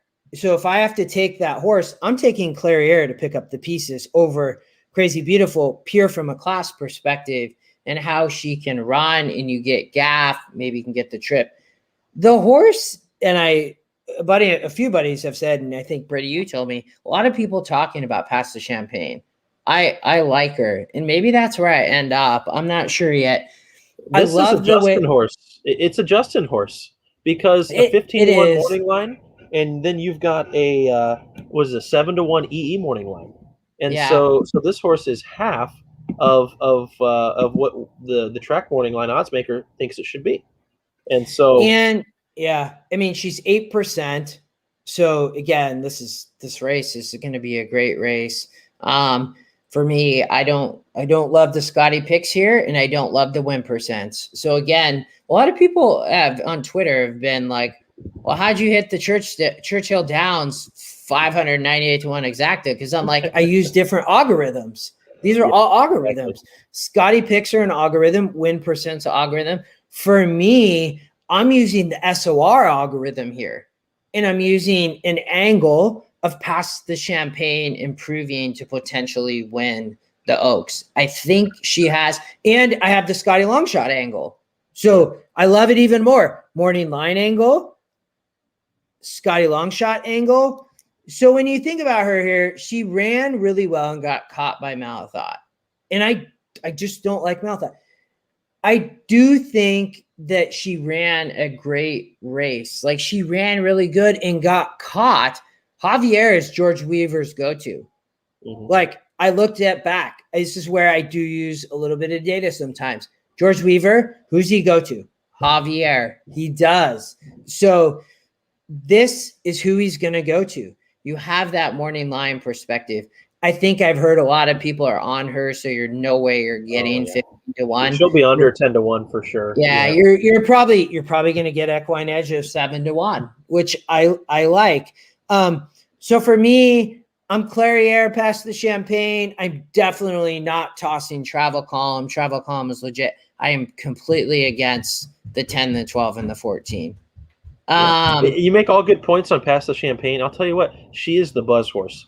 Everyone's talking about her. And I got to meet George Weaver and Jake Ballas down at Keeneland about 3 weeks ago. really nice guys, and this is the main goal for this horse. They've been pointing this direction, and they've had high hopes ever since the purchase for this horse. And so I would love to see him do it. That'd be cool for everybody involved. This is going to be a great Oaks. I think from a pace perspective, I like what I said earlier. And if there's more pace, I like exactly what you said. So I think we've got the whole race covered for both scenarios. If there is pace, if there's not, and it should be a heck of a ride. That's for sure. So we'll see what happens. Good luck to everybody playing. I'm running a little low on battery here, Justin. He says I only got 6 minutes, so I didn't think I'd run out of juice here. But we want to let everybody know real quick that we're going to be back at this tomorrow for the Derby. And so we're going to have Scotty on the show. We're going to go over the entire Derby card, just like we did tonight, spend a little bit more time on the Derby and how to construct that superfecta wager. And Well, we already lost Brady. He didn't even get to 6%. So I'm going to take us through we got 2 races left.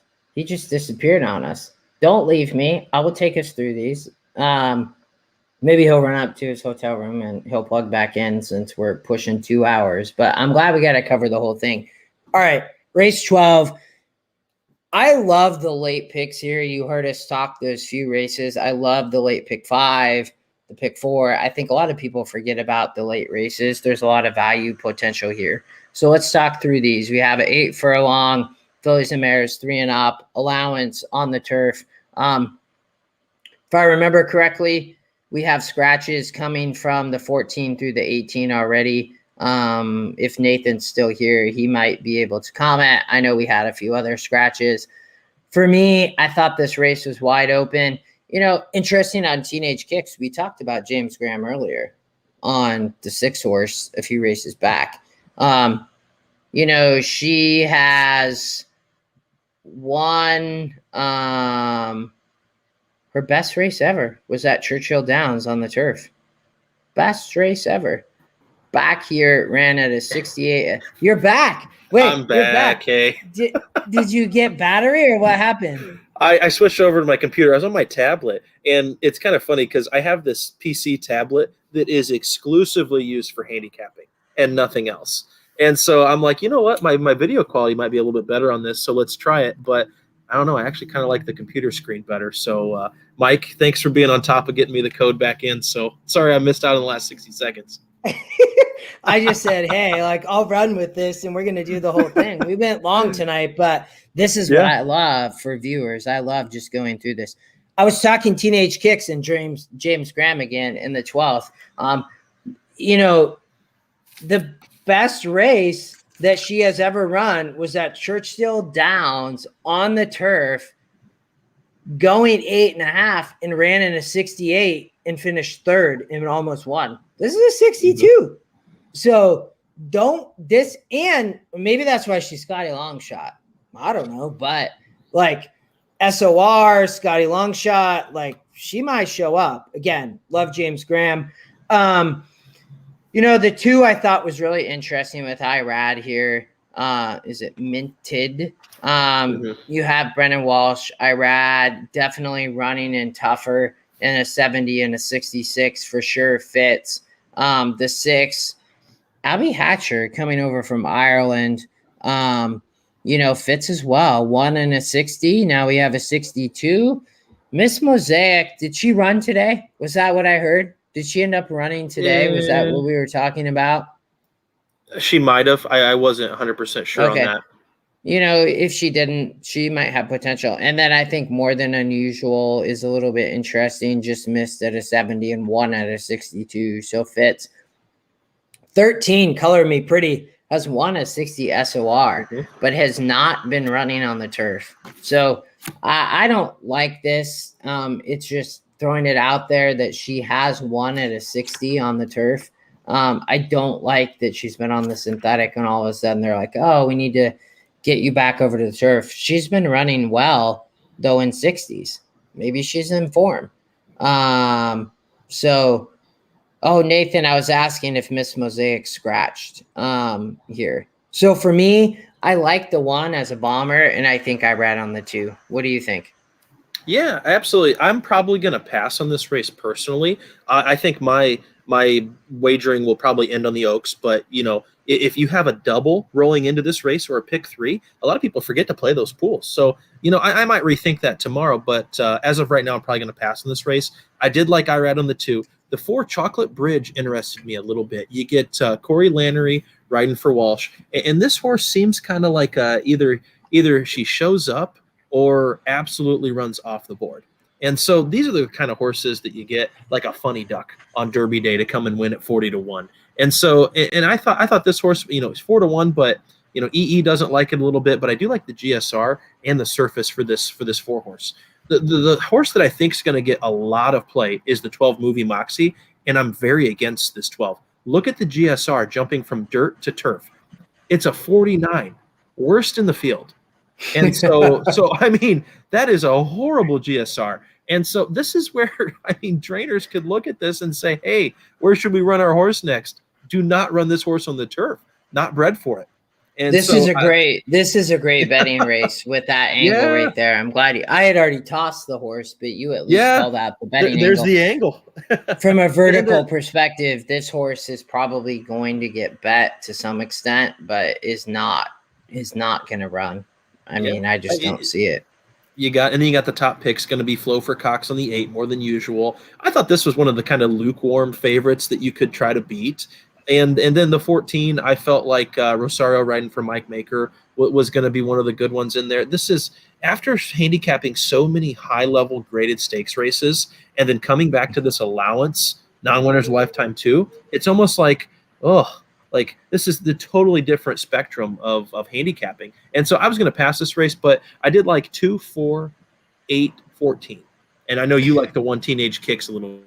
Yeah, definitely. And Nathan pointed out Miss Mosaic, supposed to Declan Cannon's supposed to go up to Arlington and ride and stays here to ride after Churchill in this allowance race. So definitely sneaky angle here. And when you look at her, she's run a little bit on turf, has run in Churchill, definitely going to be stepping up in class a tad, but, maybe she's working well. Oh, work seem okay, I put. So actually it seems to have a nice little work pattern. So, who knows about the 7, but I think you might be able to spread a little bit here if you can narrow in other areas.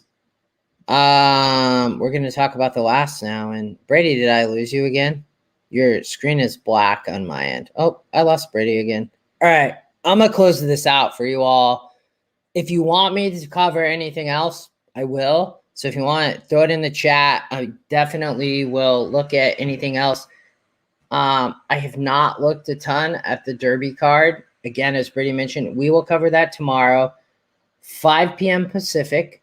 8 Eastern. Brady, Scotty, and I will talk Derby. We're going to cover the Derby and then probably some other races. I don't think we'll probably go through the whole card, but we'll cover some sequences.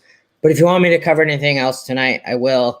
The last I thought was really tough.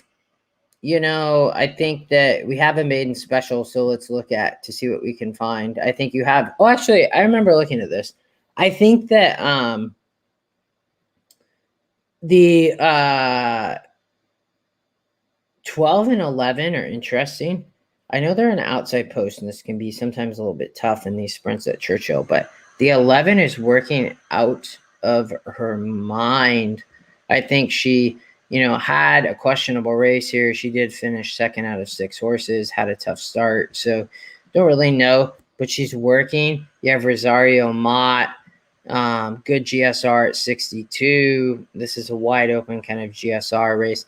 The 12 top GSR working well. First time starter, Chad Brown, Javier Castellano.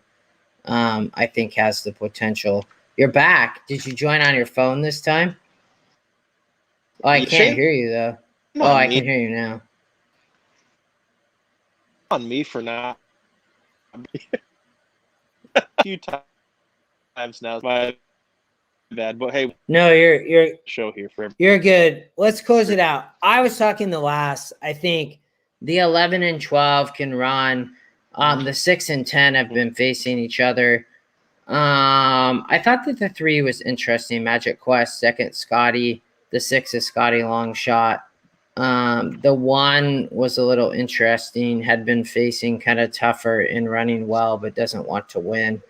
I do think that these outside horses in the 11 and 12, you have the 12 with the GSR angle, and then you have the 11 that is working out of his mind. Try it, Brady. We're cutting out a little bit, so let me see if I can hear you. Okay, can you hear me now? Yeah, a little bit. You're kind of cutting out. Okay. No, I do the Bill Mao. Absolutely. The 3 outside 12. That's Smith's point 2. I think in this one is all these trainers.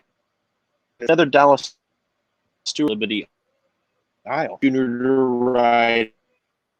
You know, usually some problem. Ran a really in his maiden. You know, I was though, but the 12 didn't want to leave Bauer horse, and we got a few. All right, you are cutting out a little bit, but I appreciate doing it with you again. We spent 2 hours, so it wasn't action hour, it was action 2 hours. Somebody Oaks Derby double. You know, Scott and Brady, you are cutting out. You can try to comment. I have not looked a ton at the Derby. You know, I think so. I struggle to give a comment on that a little bit. The only thing I would say on the Derby is I think don't totally discount the 1 hole with Unknown Agenda and IRAD. I think with the new starting gate that has been put in place, and I mentioned that at the beginning of the show, and Gabby Gaudette, bless her heart, did a great job of talking about it. If you haven't seen it, TVG covered it today for about 5 minutes. It's on my Twitter. Just search it. Like, it's, I think, going to play a difference. And I think that IRAD on the 1 is very, very alive. And I think a lot of people think the 1 hole in trouble. And man, if I want a rider in the 1 hole, it's going to be IRAD, would be my perspective there. I think essential quality is the essential quality. I do worry about how much the last race took out of him and what's going to happen there. So, I don't know. More to come tomorrow because you and I will talk it with Scotty, right? We're going to talk the Derby. You know, I might give some thoughts. I have future bets on Superstock and Midnight Bourbon, so I hope that one of those horses wins. And it sounds like Midnight Bourbon is a bit of a head case, and I like it. And I hope he decides to just run everybody off their feet and win the Derby, and Steve gets his Derby win, but we'll see. Brady, you can try to comment, but you were cutting out pretty bad. Anything to add as we close it out? Sorry if it's a little slow to the Derby. We're going live Eastern 5. Should be with Scotty on the end.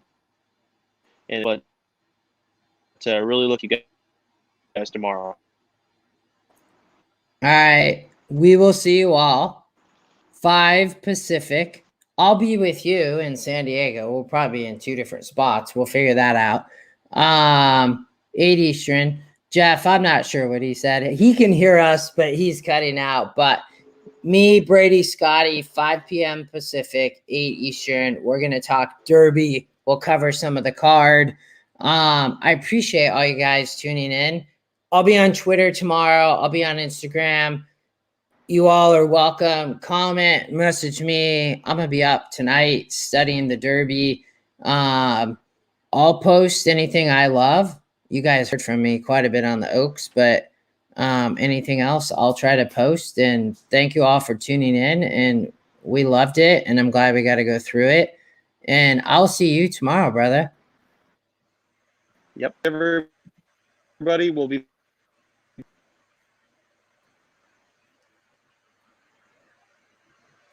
Thanks, everyone.